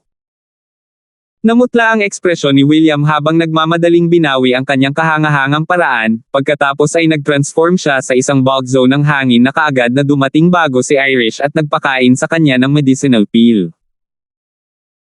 Ang mukha ni Irish ay namumutla at nakabawi lamang pagkatapos ng ilang sandali, at sa sandaling siya ay kagagaling lang, sinabi niya kay William, "Pare, huwag mong pahirapan si Kuya Alvin." Irish. Nanginig ang puso ni Alvin nang makita niya si Irish na nasugatan dahil sa kanya. Huminga ng malalim si Alvin at tumingin kay William. Gobernador ng lungsod, sinabi na sa akin ni Lola Suzy ang tungkol kay Irish. Mayroon din akong tiyak na antas ng pangunawa sa fire spirit body. Ngunit hindi ako nagtataglay ng water spirit body o ice spirit body, at natatakot akong hindi ko matulungan si Irish. Kuya Alvin, ikaw. Alam mo lahat. Ang magandang mukha ni Irish ay kaka-recover lang ng kaunting kulay sa sobrang kahirapan, at nang marinig niya si Alvin ay hindi niya maiwasang tumingin. Tumango si Alvin at bumantong hininga. Irish, dapat sinabi mo sa akin ng mas maaga. Kung mayroon lang talaga akong paraan para matulungan ka, hindi ako tatayo. Walang malay, ang magandang mukha ni Irish ay nabahira ng pamumula nang marinig niya si Alvin. Anak, ang ibig mong sabihin ay handa kang pakasalan si Irish. Tumingin si William kay Alvin na may kumikinang na tingin. Gobernador ng lungsod, pakiramdam ko ang iniisip mo sa iyong puso ay hindi ang pakasalan si Irish, ngunit ito ay upang maibsan ang sakuna ng fire spirit body, tama ba? Hindi sinagot ni Alvin si William at sa halip ay tinanong siya. Eksakto. Tumango si William pagkatapos ay nagsabi, ngunit, ayon sa panghuhula ng aking lola sa tuhod na siya ring nag-iisang orakulo sa dinastiyang Dark Cloud na maaaring mag-espya sa mga lihim ng langit, maiiwasan lamang ni Irish ang kapahamakan na dapat niyang harapin sa edad na 30 kung magiging isa siya sa lalaking nasa kanyang kapalaran. Gobernador ng lungsod, alam ko ito, nasabi na sa akin ni Irish dati. Ngunit, ayon sa aking pagkakaunawa sa mga likas na espiritong katawan, si Irish ay nagtataglay ng apoy na espiritong katawan at mayroon lamang 2 paraan upang maiwasan ang kalamidad kapag siya ay 30 na. Dahan daw ang sinabi ni Alvin, ang unang paraan ay ang paghahanap ng nagmamay-ari ng water spirit body o ice spirit body para maging isa kay Irish. Ang pangalawang paraan ay ang hayaan si Irish na pumasok sa void transformation stage bago ang edad na 30, pagkatapos ay magagamit niya ang lakas ng kanyang void transformation stage cultivation para sugpuin ang enerhiya ng fire spirit body na lalabas na 30. Nagsalita si Alvin sa maayos na paraan at naging dahilan upang hindi mapigilan ni William na sumimangot. Pagkaraan ng ilang sandali, nabawasan ang pagsimangot ni William. Ang sinabi mo ay lohikal. Ngunit, ang isang likas na katawan ng espiritu ay isang napakabihirang pag-iral. Sa kasaysayan ng dinastiyang Dark Cloud, ang hitsura ng huling nagmamay-ari ng isang likas na katawan ng espiritu ay bumalik 1,000 taon na ang nakalilipas. Ang pagnanais na makahanap ng water spirit body ng ice spirit body ay hindi madali. At saka, paano mo malalaman na hindi ka nagtataglay ng water spirit body o ice spirit body? Ayon sa aking kaalaman, maraming nagtataglay ng likas na espiritong katawan ay nagising lamang ang kanilang espiritong katawan noong sila ay malapit na sa 30 taong gulang. Habang nagsasalita si William dito, tumingin siya kay Alvin. Marahil ikaw ay nagtataglay ng ganitong uri ng lihim na likas na espiritong katawan. Nanlamig ang mukha ni Alvin pagkatapos ay tumawa siya ng mapait. Ang nagtataglay ng likas na espiritong katawan ay napakabihirang, paano ito nagkataon? Nagkataon lang. Walang pakialam na sinabi ni William, kung gayon, hayaan mo akong magtanong sa iyo. Para sa kapakanan ng kapalaran ni Irish, pumunta ako sa Phoenix Nest City ng maaga at naghanda ng ilang taon. Bakit ka nga pala magpapakita sa oras na ito? At saka, pareho kayong taga-timog at dumating para sa soul transformation fruit na iniwan ng aking lola bilang dote ni Irish. Hindi mo ba naisip na ang lahat ng ito ay masyadong nagkataon? Tanong ni William. Natahimik si Alvin dahil wala siyang masabi bilang sagot. Ito ay talagang isang pagkakataon, isang kakaibang pagkakataon. Napabuntong hininga si Alvin. Sige, kunin mo na lang bilang may-ari ako ng water spirit body o ice spirit body na ang spirit body ay hindi pa nagising. Pero, City Governor, prangka mo lang akong pinahihintulutan na pakasalan si Irish, hindi mo ba iniisip na masyado itong pabaya? Wala kang alam tungkol sa background, pamilya, o pagkatao ko. Hindi ka ba natatakot na mahihirapan ako sa pagiging Irish? Ang lakas ng loob mo. Si William ay biglang sumigaw ng paputok, at ang walang hugis na mga alon ng hangin ay tumakas, na naging sanhi ng pagyanig ng mga mesa at upuan sa audience hall na parang may lindol. Palihim na pinagpawisan si Alvin. Ang isang malakas na lakas ay katumbas ng kadakilaan, at kahit isang casual na sigaw ay parang lindol. Pare, huwag mong takutin si Kuya Alvin. Bahagyang nagsalubong ang magagandang kilay ni Irish at bahagyang hindi siya nasisiyahan. Inalis ni William ang aura sa kanyang katawan at bumaantong hininga. Lahat sila nagsasabi na ang mga anak na babae ay sumusunod sa kanilang mga asawa, ito ay talagang kaya. Hindi ka pa nga kasal, ngunit pinuprotektahan mo na siya. Pare, anong kalokohan ang pinagsasabi mo? Namumula ang magandang mukha ni Irish na parang may dugong tumutulo mula rito, at kasabay nito, sumilip siya kay Alvin at napayuko sa kahihiyan nang mapansin niyang nakatingin sa kanya si Alvin. Natigilan si Alvin. Ang relasyon ni na Alvin at Irish ay masasabing isang relasyon mula sa palitan ng suntok. Ngunit ngayon, naunawaan niya na si Irish ay tila may taos-pusong damdamin para sa kanya. Tungkol saan ito? Hindi niya nagawang ibalot ang ulo nito. Ang ganda kaya ng charm ko. Si Alvin ay seryosong nag-isip. 431. Maaaring isipin na kung alam ni William ang kasalukuyang iniisip ni Alvin, tiyak na ilalayo niya ang kanyang palad at sasampalin si Alvin na lumilipad. Gayunpaman, totoo ang pagpukaw ni Irish sa kanyang interes kay Alvin. Si Irish ay isa na pinapabore ng langit.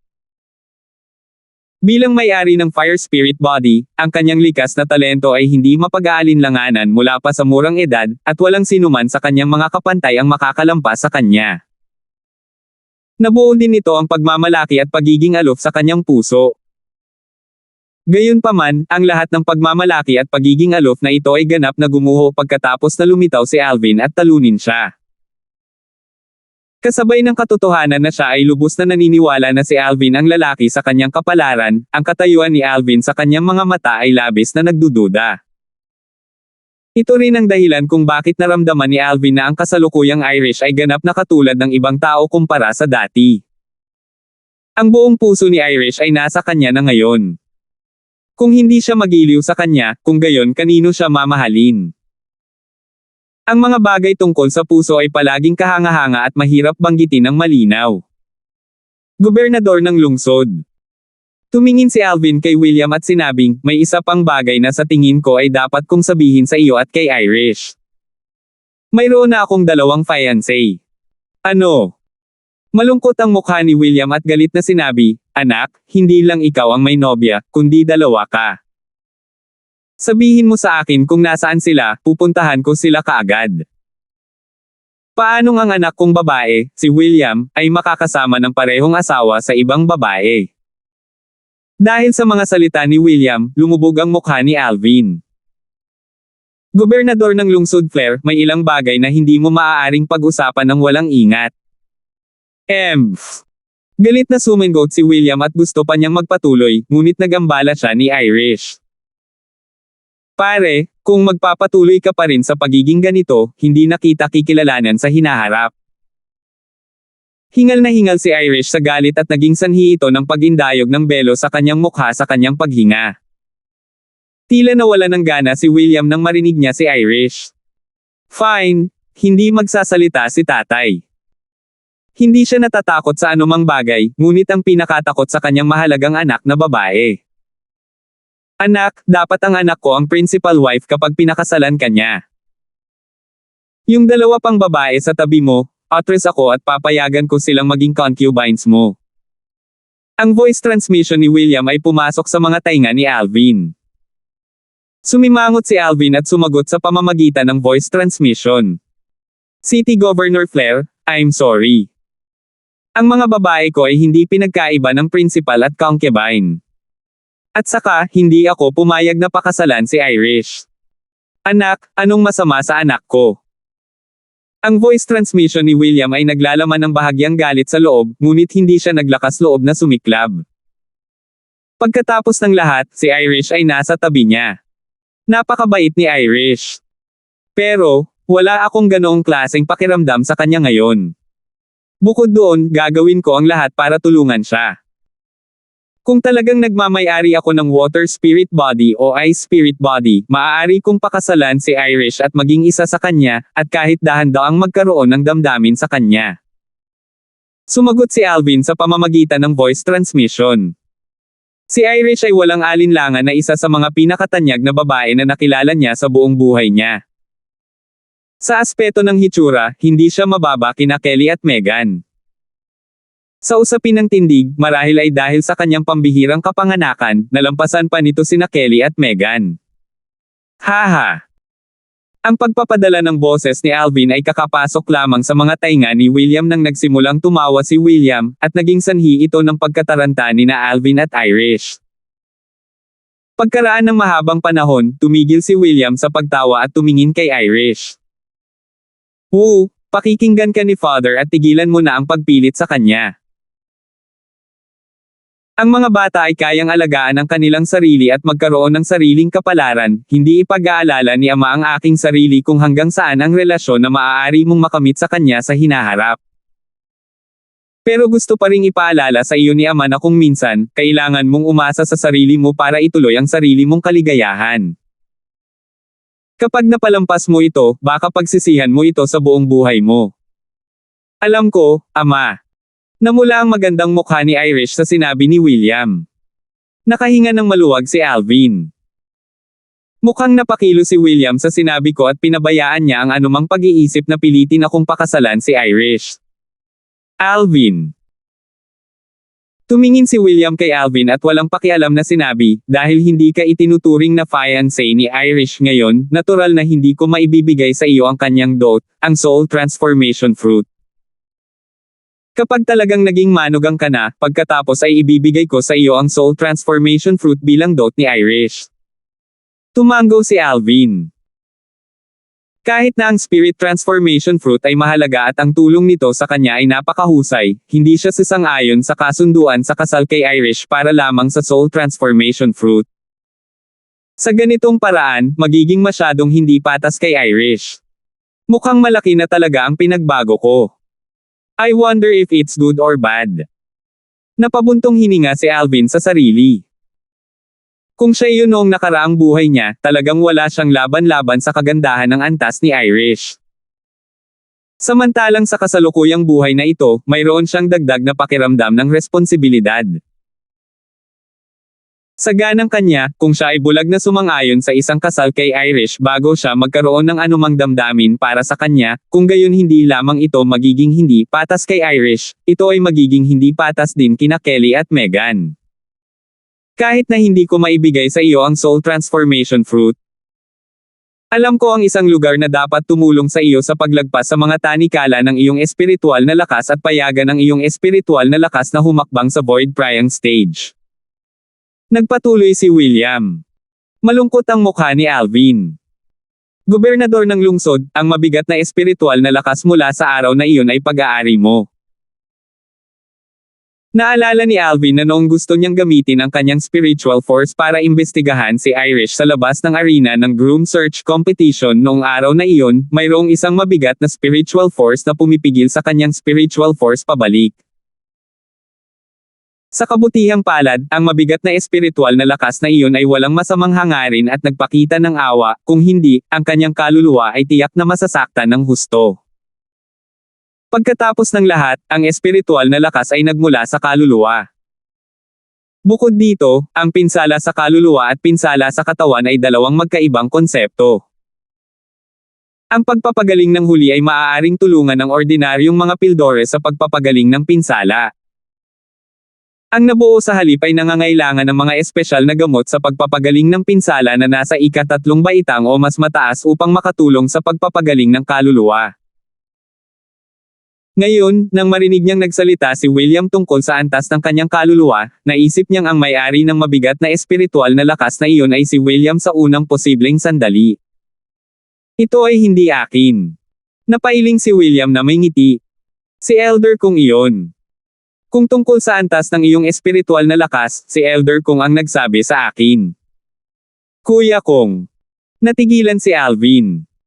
Kuya Alvin, ito ang lolo kong na sinabi ko sa iyo.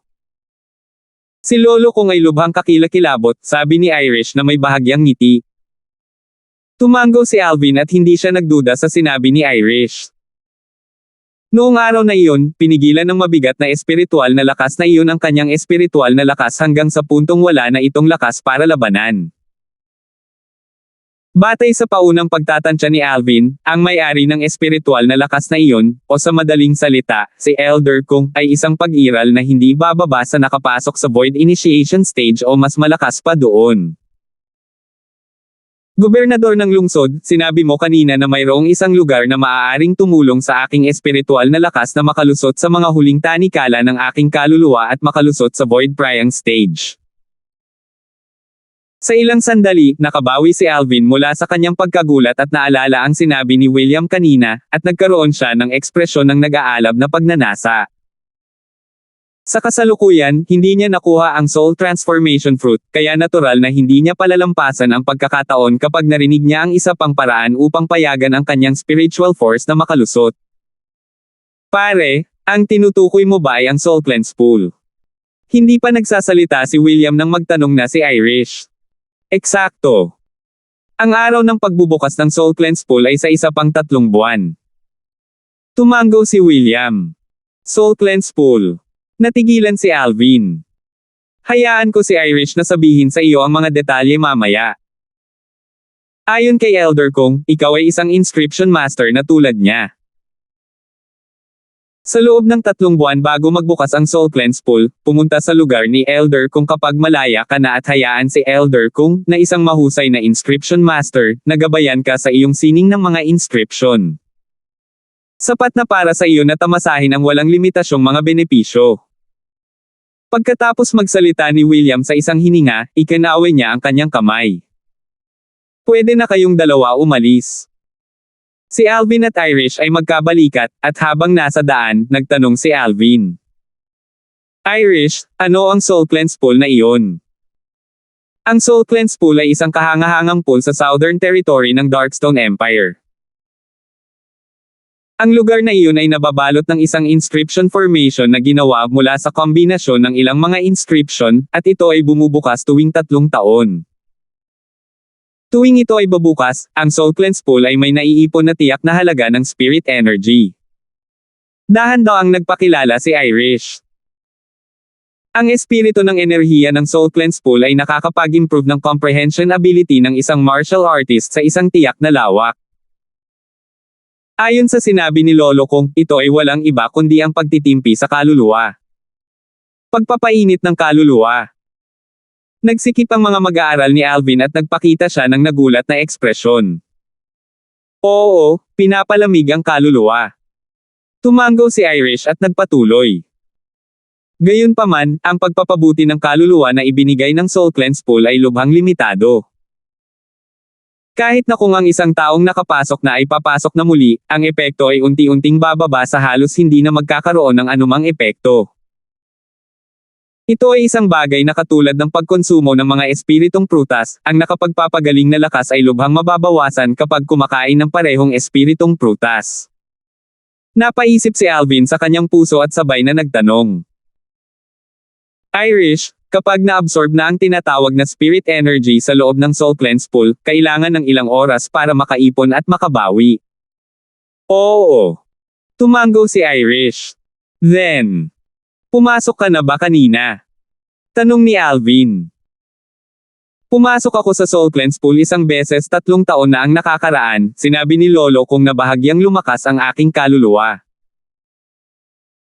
Sinabi ni Lolo kung na ang Soul Cleanse Pool ay mapapabuti lamang ang kaluluwa ng mga martial artist sa ibaba ng Void Prying Stage, at ang martial artist sa itaas ng Void Prying Stage ay magsasayang lamang ng oras sa pagpasok. Nagpatuloy si Irish. Tumango si Alvin, mayroon siyang tiyak na antas ng pangunawa sa bagay na tinatawag na Soul Cleanse Pool. Ayon sa mga alaala ng Rebirth Martial Emperor. Minsan ay nakatagpo siya ng katulad na lugar sa kanyang ikalawang buhay. Ngunit, ang lugar na iyon ay hindi nababalot ng isang gawa ng tao na inscription formation at nabuo ng kalikasan. Nang maglaon, hinukay niya ang lahat hanggang sa kailaliman ng pool at talagang nakakita ng isang espiritong prutas na nakapagpalakas ng kaluluwa. Samantalang ang espiritong enerhiya na nasa loob ng tubig sa pool ay talagang ang enerhiya na ibinubuga mula sa espiritong prutas, at ito ay katulad ng alak na halimuyak ng Monkey King wine. Lumakas ang mood ni Alvin. Mukhang may ilang sikreto ang Soul Cleanse Pool na iyon, naisip ni Alvin sa kanyang sarili. Marahil, ang isang espiritong prutas na makapagpapalakas ng kaluluwa ay nakapaloob din sa kalaliman ng Soul Cleanse Pool na iyon. Ang espiritu lamang na enerhiyang ibinubuga nito ay sapat na upang tulungan ang iba sa pagpapabuti ng kaluluwa, at kapag ito ay natupok, ang epektong panggamot nito ay tiyak na mas nakakagulat. Lumakas ang mood ni Alvin. Ayon sa mga alaala ng Rebirth Martial Emperor, ang espiritong prutas na nakuha ng Rebirth Martial Emperor sa kanyang ikalawang buhay ay higit na mahalaga kaysa sa Soul Transformation Fruit. Kung ang isang espiritong prutas na tulad niyan ay talagang nakatago sa loob ng Soul Cleanse Pool. Pagkatapos ay gagawa ako ng pagpatay. Nang mag-isip siya hanggang dito, nakaramdam si Alvin ng isang alon ng pananabik. 432. Sino ang nagtuturo sa sino? Tagasalin, Crazy Tulanzurator Editor, J.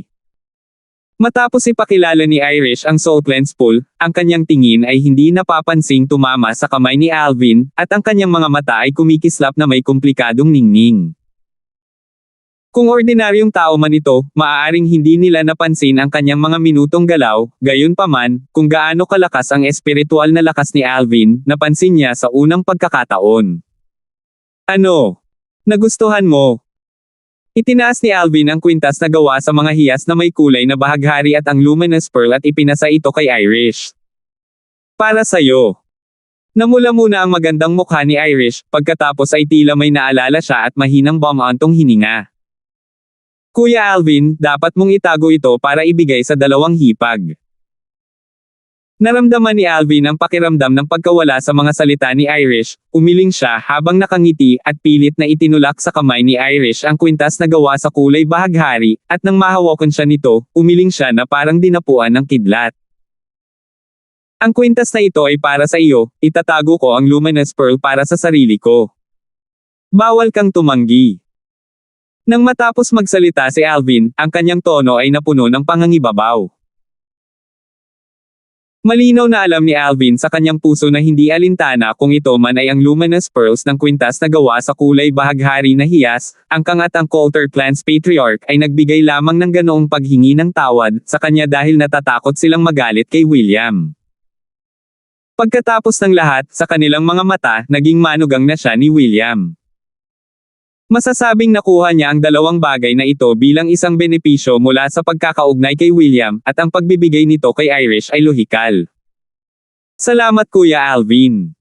Ibinaba ni Irish ang kanyang ulo at bahagyang napahiya. Ang kwintas na gawa sa mga hiyas na may kulay na bahaghari ay kinuyam niya ng mahigpit, na para bang takot na takot siyang mawala ito.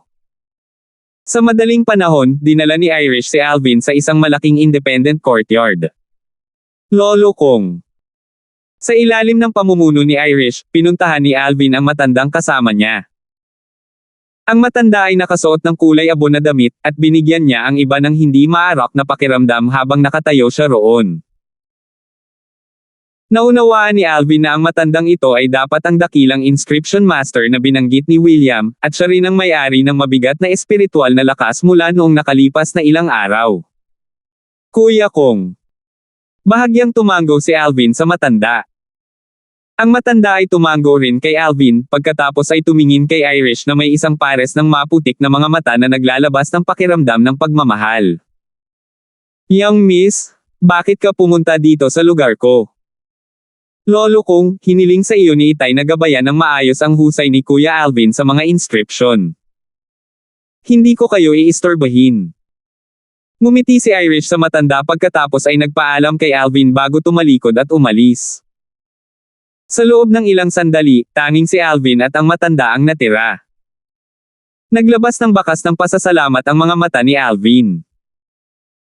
Naunawaan niya na gustong tulungan siya ni Irish, ngunit sa kasamaang palad, hindi niya kailangan ng sinuman na gumabay sa kanya sa sining ng mga inscription. Pagkatapos ng lahat, sa parehong oras na pinagsama ni Alvin ang mga alaala sa buhay ng Rebirth Martial Emperor, pinagkadalubhasaan din ni Alvin ang lahat ng natutunan ng Rebirth Martial Emperor sa sining ng mga inscription noong nabubuhay pa siya. Sa ganang kanya, sa buong Cloud Continent, walang isa mang inscription master na nagtataglay ng mga kwalifikasyon upang gabayan siya sa sining ng mga inscription. Little fellow, the young miss is very good to you. You can't let her down. Otherwise, this old man absolutely will not forgive you. Ang tingin ng matanda na nakadamit na kulay abo ay parang mga sulo at ang kanyang mga salita ay naglalaman ng walang kakulangan ng babala. Ngumiti lang si Alvin nang walang pakialam dito. Dahil nag-usap na ang matandang young master at young miss, gagabayan ka ng matandang ito sa sining ng mga inscription. Kung magkano ang matututuhan mo ay depende sa sarili mong kakayahan. Tanungin kita, gaano mo naiintindihan ang sining ng mga inscription? Ang mga salita ng matandang nakadamit na kulay abo ay naglalaman ng estilo ng isang matalinong tao. Magkano ang naiintindihan ko tungkol sa sining ng mga inscription? Umiling si Alvin at ngumiti, pagkatapos ay dahan-daang nagsalita, isa-isang binanggit ang ilan sa mga elementarya na pag-unawa sa sining ng mga inscription sa loob ng mga alaala ng Rebirth Martial Emperor. Pagkatapos ng kalahating oras, ang ekspresyon ng matanda ay nagbago mula sa simula na tulala na ekspresyon sa isang ekspresyon ng hindi paniniwala, at sa wakas ay isang ekspresyon ng pagkamangha. Ikaw. Sa huli, tuluyang nawala ng pag-asa ang matanda, at nagsalita pa ito ng bahagya. Ang titig na binaril ng matandang lalaki kay Alvin ay ganap na naiiba ngayon, wala nang kahit na anong pagmamaliit na titig mula noon, at tanging pagpipitagan ang naroon. Dahil marami sa mga pananaw na binanggit ni Alvin ang naging dahilan upang siya ay biglang naliwanagan, at maraming bagay na kanyang pinagkakaguluhan o pinagkakaguluhan ay nalutas na ngayon. Paano dapat ayusin ang mga materyales para sa iba't ibang antas ng wind concept sa Windblade inscription? Paano ko gagawing ganap na hadlangan ng Aurora inscription ang field of vision ng kaaway? Paano ko ito matagumpay na maisusulat? Paano? Unti-unti, ang matandang lalaki na dapat ay gumagabay kay Alvin ay ginagabayan na ngayon ni Alvin. Hindi alam ng matanda ang pagod habang nagtatanong. Sige, Kuya Kong, may palitan pa tayo kapag libre na tayo. Sinagot ni Alvin ang napakaraming tanong para sa matanda, at nakaramdam siya ng isang alon ng kawalan ng pagsasalita. Ang lakas at espiritual na lakas ng matanda ay malakas, at ito ay isang bagay na inamin niya, ngunit talagang tinawag ni William ang matanda na isang dakilang inscription master na may ganoong antas ng kasanayan sa sining ng inscription. Talagang mahirap para sa kanya na tanggapin ito. Kung kahit na iyon ay isang mahusay na inscription master, kung gayon ano siya? Isang inscripsyong ninuno. Nang umalis si Alvin, hindi pa rin nakaka-recover ang matanda sa kanyang pagkabigla at bumubulong pa rin sa kanyang sarili, paminsan-minsan ay nakasimangot at paminsan-minsan ay huminahon. Parang bigla siyang naliwanagan sa isang bagay. Oh, Kuya Alvin, natapos na sa wakas na magtanong ang geezer na iyon. Sa pagbabalik, ang boses ng maliit na gintong daga ay narinig ng kanyang tainga. Maaga nang magsimulang magtanong ang matanda sa tumpok ng mga tanong na iyon, ang maliit na gintong daga ay humiga na sa balikat ni Alvin at nakatulog. Wala akong pakialam kung tapos na siya o hindi ako pumunta dito para maging guro niya. Inilibot ni Alvin ang kanyang mga mata at walang malasakit na ekspresyon. Hehe. Sinabi ng City Governor Flair na iyon na hilingin sa geezer na iyon na gabayan si Kuya Alvin, ngunit sa huli, ang sariling kakayahan ng matanda ay mas mababa kaysa kay Kuya Alvin. Ang pagpapadala ng boses ng maliit na gintong mouse ay napuno ng kasiyahan. Na parang ang gumabay sa matanda sa sining ng mga inscription ay hindi si Alvin, kundi siya. Hindi nagtagal pagkatapos bumalik si Alvin, nagdala si Irish ng mga katulong na may hawak na umuusok na mainit na pagkain sa silid. Irish, samahan mo akong kumain. Samantala, inimbitahan ni Alvin si Irish na manatili at kumain kasama niya. Nagkukwentuhan silang dalawa habang kumakain. Kuya Alvin, malaki ba ang iyong natamo sa lugar ni Lolo Kong? Si Lolo Kong ay isang napakahusay na dakilang inscription master, at maraming tao ang gustong hilingin sa kanya na bigyan sila ng patnubay, ngunit walang pagkakataon. Mabagal na sabi ni Irish. Mga nadagdag. Ang mga salita ni Irish ay naging sanhi ng pagkibot ng mga sulok ng bibig ni Alvin. Ano ang posibleng pakinabang niya? Irish. Dapat mong tanungin si Elder kung tungkol dito. Umiling si Alvin at ngumiti, pagkatapos ay nagpatuloy sa pagkain at hindi na nagsalita pa. Si Irish ay may natatarantang ekspresyon nang marinig niya si Alvin dahil hindi niya alam kung ano ang ibig sabihin ni Alvin dito. Squeak squeak, bahagyang napasigaw ang maliit na gintong mouse nang marinig niya ang nilalaman ng chat ni na Alvin at Irish, at isang nakangiting ekspresyon ang lumitaw sa kanyang jade green na mga mata.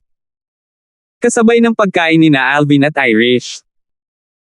Dumating si William sa harap ng isang maluwag at independenteng malaking patio. Kuya Kong. Eldest young master, please enter. Kasabay ng isang matandang boses na tumutunog mula sa loob ng malaking patio, pumasok si William. Sa di nagtagal, napansin ni William ang matandang lalaki na nakatayo roon na may tulala na ekspresyon habang bumubulong ng ilang salita, na tila may naaalala. Elder Kong, pumunta ako dito sa pagkakataong ito dahil may gusto akong itanong sa iyo. Sa panahong ito, kung si Alvin na tumalo kay Irish sa arena ng groom search competition ay hihilingin sa iyo ng gabay sa sining ng mga inscription, sana ay maging bukas palad ka sa iyong mga tagubilin. Kinausap ni William ang matanda na may tono na naglalaman ng bahagyang paggalang sa loob. Bata pa lang ay nakasunod na ang matanda sa kanyang tabi, at ang relasyon ng dalawa ay walang pinagkaiba sa isang normal na pares ng mag-ama. Eldest young master, huwag mong pagtawanan ang matandang ito. Bumalik sa katinoan ang matanda, at ang matanda niyang mukha ay natatakpan ng mapait na ngiti. Natigilan si William, dahil ito ang unang pagkakataon na nakita niya ang matanda na nagpahayag ng ganoong ekspresyon. Kuya Kong, bakit mo nasabi ito? Huminga ng malalim ang matanda. Tulad ng kasabihan, ang mga taong may kakaibang kakayahan ay lumilitaw sa bawat henerasyon, at ang bago ay pumapalit sa luma. Ngayon, ang matandang ito ay lubos na naunawaan ang kahulugan ng mga salitang ito. Si William ay may natatarantang ekspresyon dahil hindi niya alam kung ano ang sinasabi ng matanda. Dinala ng batang banibin ang maliit na lalaki na iyon sa nakalipas na ilang sandali, at hiniling sa akin na gabayan siya sa sining ng mga inscription. Noong panahong iyon, hiniling ko sa kanya na ipaliwanag ang kanyang sariling pangunawa sa sining ng mga inscription. Sa pagsasalita niya rito, huminto saglit ang matanda at naglabas ng bahagyang pagtataka ang kanyang mga mata. Sino ang nakakaalam, na sa huli, siya ang gumagabay sa akin. Napansin ko na ang kanyang pag-unawa sa sining ng mga inscription ay halos nakamit ang antas ng pagiging perpekto. Nang magsalita siya rito, medyo nanginginig ang boses ng matanda. Pagiging perpekto. Natigilan si William. Kuya kong, hindi ka naman nagbibiro diba? Baka bigla siyang nagsasalita. Imposible. Umiling ang matanda at seryoso ang ekspresyon. Eldest young master, I don't dare compare my research in the art of inscriptions with the foreign lands. Gayunpaman, sa buong Dark Cloud Dynasty at kahit sa iba pang mga dakilang dinastiya, talagang kakaunti ang mga tao na kayang ikumpara sa akin sa sining ng mga inscription. Hindi lamang nagsalita ang munting lalaki na iyon ng mga pananaw at pangunawa na naging dahilan ng pagkagulat ko, sinagot pa niya ang iba't ibang tanong ko tungkol sa sining ng mga inscription.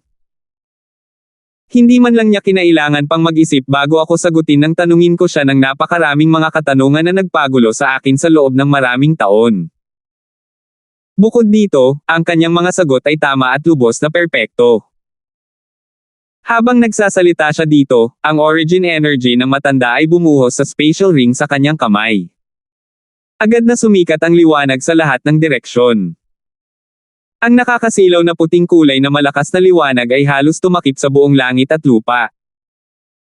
Maging si William ay hindi napigil ang ipikit ang kanyang mga mata at magsabi ng may pagtataka. Nakakatakot na aurora inscription. Kahit na ang isang 9th level void initiation stage martial artist ay tiyak na may istorbo kapag nahuli. Elder kong, nagtagumpay ka na. Alam ni William na nagsasaliksik ang matanda sa aurora inscription sa loob ng maraming taon.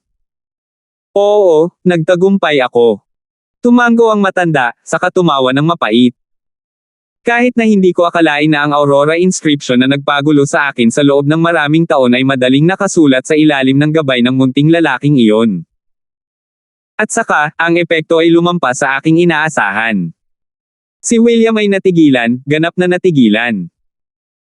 Si Alvin ang gumabay sa matanda at pinahintulutan ang matanda na makapagsulat ng aurora inscription. Hindi siya manggahas na maniwala na totoo ang lahat ng ito. Si Kuya Kong. Siya ay nasa edad 22, paano ito magiging posible? Hindi pa rin makapaniwala si William. Kung hindi ko ito nakita ng sarili kong mga mata, narinig ng sarili kong dalawang tenga, at sinubukan ng sarili kong dalawang kamay. Hindi rin ako maniniwala na totoo rin ang lahat ng ito. Sabi nga nila, ang nakamit ang mas mataas na antas ay ang nangunguna.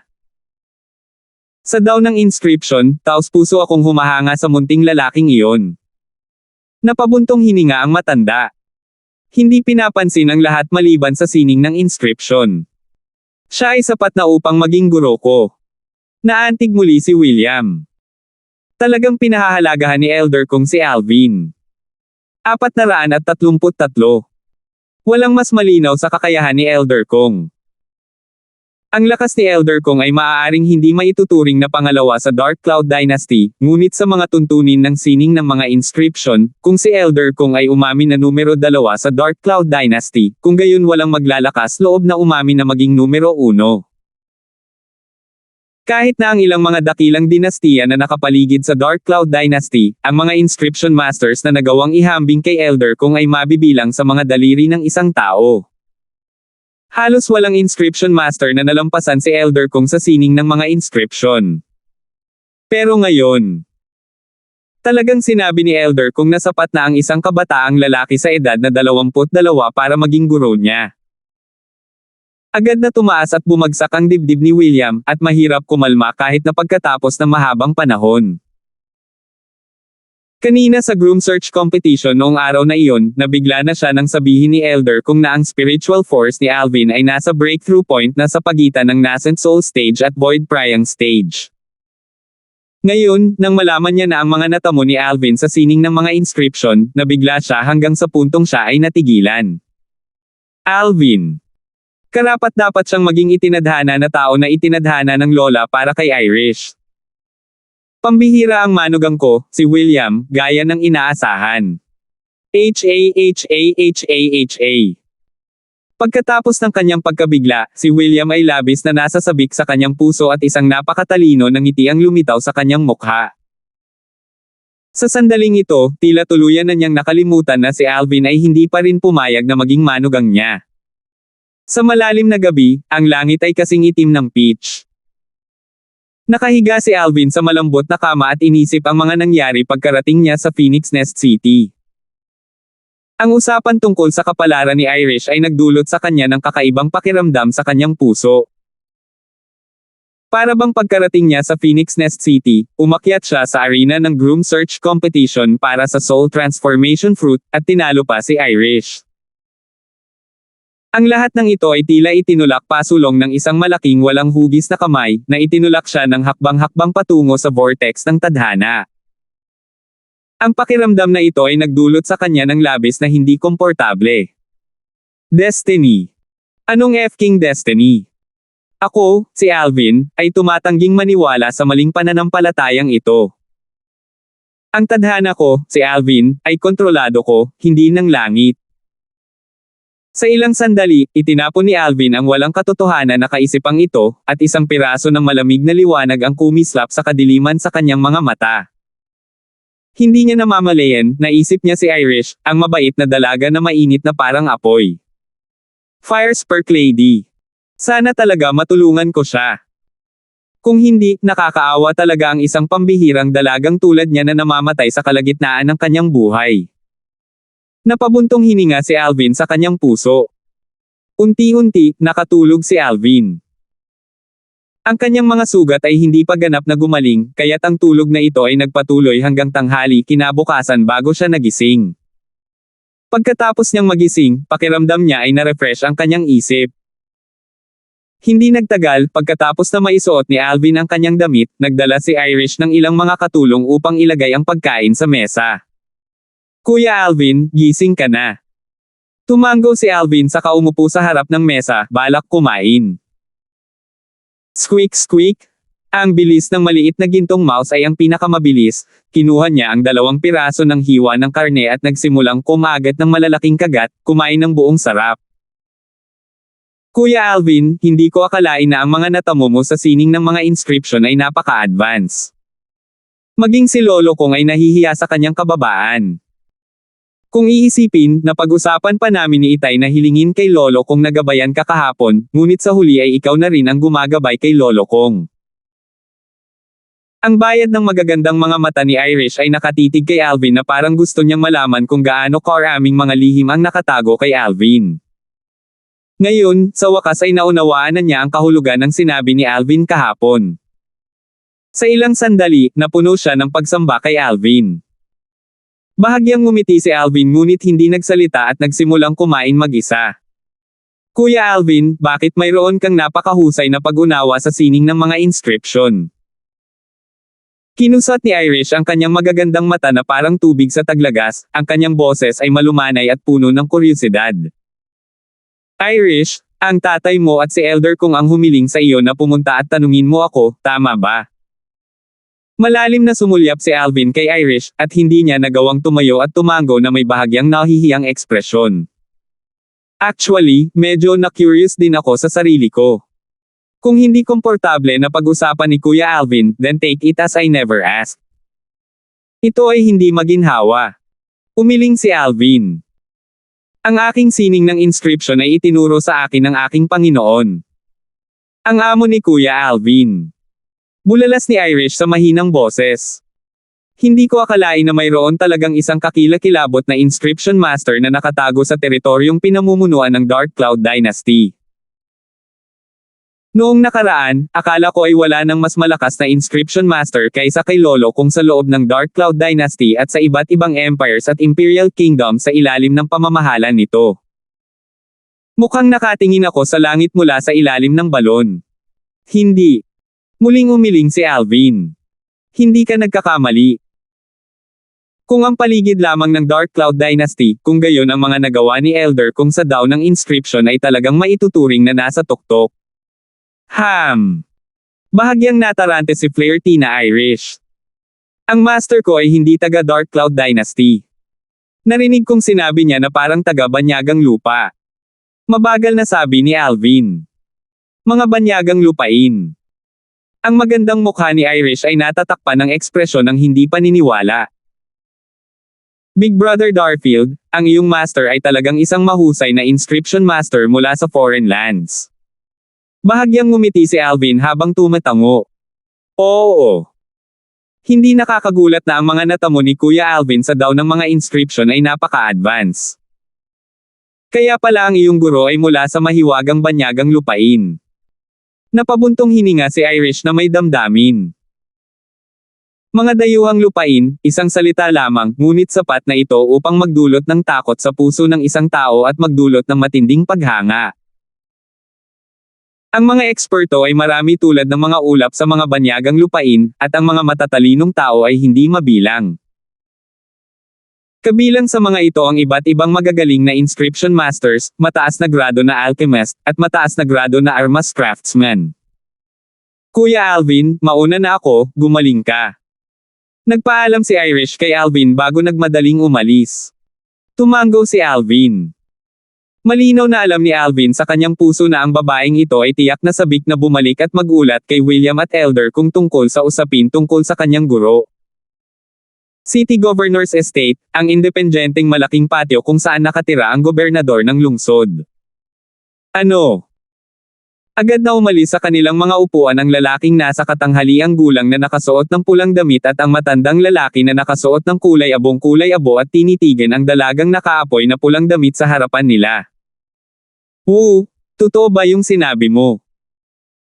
Ang lalaking nasa katanghaliang gulang na nakasuot ng pulang damit ay eksaktong gobernador ng Phoenix Nest City, si William, at ipinakita niya ang isang gulat na ekspresyon na parang nagsalita ang kanyang anak na babae tungkol sa isang hindi pangkaraniwang bagay. Young miss, sinabi niya talaga na ang master niya ay galing sa foreign lands. Kitang-kitang kinilig ang matandang nakadamit na kulay abo habang nagtatanong. Pare, lolo kong, si Kuya Alvin mismo ang nagsabi sa akin ng lahat ng ito.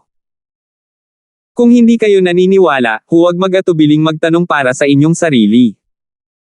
Bahagyang walang magawa ang batang babae na nakasuot ng pulang damit, si Irish. Hindi ka taka-taka, hindi ka taka-taka. Hindi ka taka-taka na ang isang maliit na higit sa 20 taong gulang na binata na tulad niya ay may kakayahang magtaglay ng ganoong mga advanced na tagumpay sa daw ng mga inscription. Kaya't lumabas na siya ay may isang mahusay na guro sa likuran niya. Biglang naunawaan ang matanda, at ang pagkalito sa kanyang puso ay ganap na nalutas. Ngayon, mas naniniwala ako na siya ang lalaking nasa tadhana ni Irish. Ako, si William, gusto ko itong manugang na ito. Naningkit ang mga mata ni William at nagsimula siyang tumawa. Nagdulot ito ng pamumula ni Irish sa kahihiyan.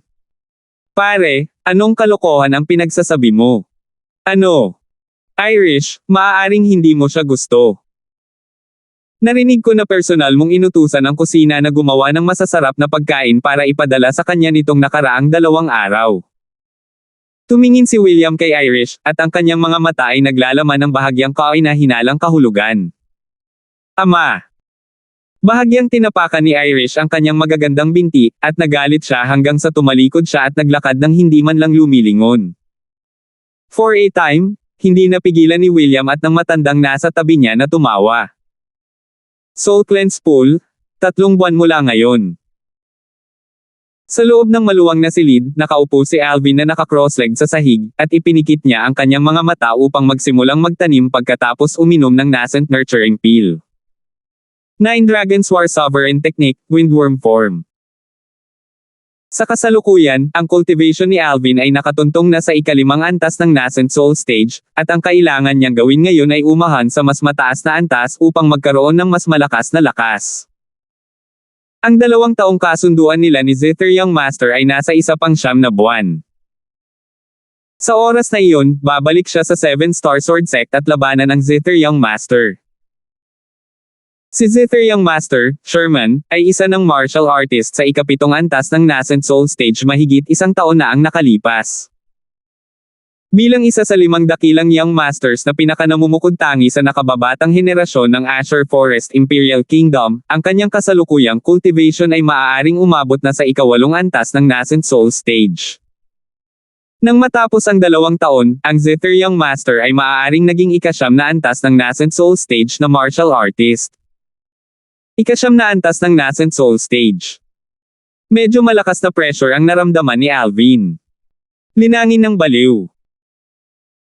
Sa loob ng halos 3 buwan, bukod sa paglilinang, paminsan-minsan ay dinadala ni Alvin ang maliit na gintong mouse at iiwan ang City Governor's Estate kasama si Irish, at mamasyal sila sa buong Phoenix Nest City para makapagpahinga. Bukod pa riyan, sa panahong ito, naabala siya ni Elder Kong sa maraming pagkakataon, at sa tuwing hahanapin siya ni Elder Kong, tatanungin siya ng mga tanong na may kaugnayan sa mga inscription. Samantalang si Alvin ay isa-isang sisigot at ipapaliwanag ang mga ito kay Elder Kong. Para sa kanya na sumanib sa mga alaala ng Rebirth Martial Emperor, ang mga tanong ni Elder Kong ay mga pangunahing katanungan lamang. Ang paghangang nadama ni Elder Kong kay Alvin ay halos umabot na sa limitasyon. Doon, nagising si Alvin mula sa kanyang cultivation, at umiling siya habang bumantong hininga. Medyo malayo pa ako. Kahit na ang kanyang cultivation ay malapit na sa ika-6 na antas ng Nascent Soul Stage, aabutin man lamang ng 1 hanggang 2 buwan bago siya makalusot. Mabagal, masyadong mabagal. Sumimangot si Alvin at ang kanyang ekspresyon ay madilim. Ang 2 taong kasunduan sa pagitan ko at ni Zither Young Master ay nasa kalahating taon pa. Sa oras na iyon, sa likas na talento ng Zither Young Master, ang kanyang cultivation ay nasa ika-9 na antas ng Nascent Soul Stage. Sa sandaling ito, hindi napigilan ni Alvin ang bahagyang pagkainip sa kanyang puso. Pagkatapos ng lahat, ang labanan sa pagitan nila ni Zither Young Master kalahating taon mula ngayon ay nauugnay sa kanyang karangalan bilang isang tao, at kailangan niya maging maingat. Maliban na lang kung makakalusot ako sa ika-7 antas ng Nascent Soul Stage sa kalahating taon, kung hindi, mahihirapan akong magkaroon ng pagkakataong manalo. Huminga ng malalim si Alvin at napuno ng pananabik para sa 7 antas ng Nascent Soul Stage. Kapag nakapasok na siya sa ika-7 antas ng Nascent Soul Stage, hindi lamang ang kanyang lakas ay lubos na mapapabuti, magagawa rin niyang maayos na i-condense ang isang Grade 5 weapon flame sa parehong oras, at maging isang Grade 5 weapons craftsman. Sa oras na iyon, magagawa niyang pinuhin ang isang Grade 5 spirit weapon. Bagamat ang Zither Young Master, si Sherman, ay may katulad na isang Grade 5 spirit weapon, sa mga tuntunin ng kalidad, ito ay magiging mas mababa sa Grade 5 spirit weapon na pinapino ni Alvin ang kanyang sarili. Kasabay ng kanyang elementary wind force at quake energy. Hanggat hindi pa nauunawaan ni Zither Young Master ang isang Force Seed, o ang kanyang pangunawa sa isang Force Seed ay hindi hihigit sa Saber Young Master. Kung gayon ay wala akong saysay na talunin siya basta't makapasok ako sa ika-7 antas ng Nascent Soul Stage. Isang maliwanag na liwanag ang lumabas mula sa mga mata ni Alvin. Ngunit, malinaw na alam ni Alvin na kahit na nagawa niyang makapasok sa ika-6 na antas ng Nascent Soul Stage sa loob ng 2 buwan, malabong makapasok siya sa ika-7 antas ng Nascent Soul Stage bago dumating ang petsa ng 2 taong kasunduan. Pagkatapos ng lahat, ang ika-6 na antas ng Nascent Soul Stage hanggang sa ika-7 antas ng Nascent Soul Stage ay isang divide na napakahirap lundagan. Salamat po at sinamahan ninyo ako. Ingat lagi mga master.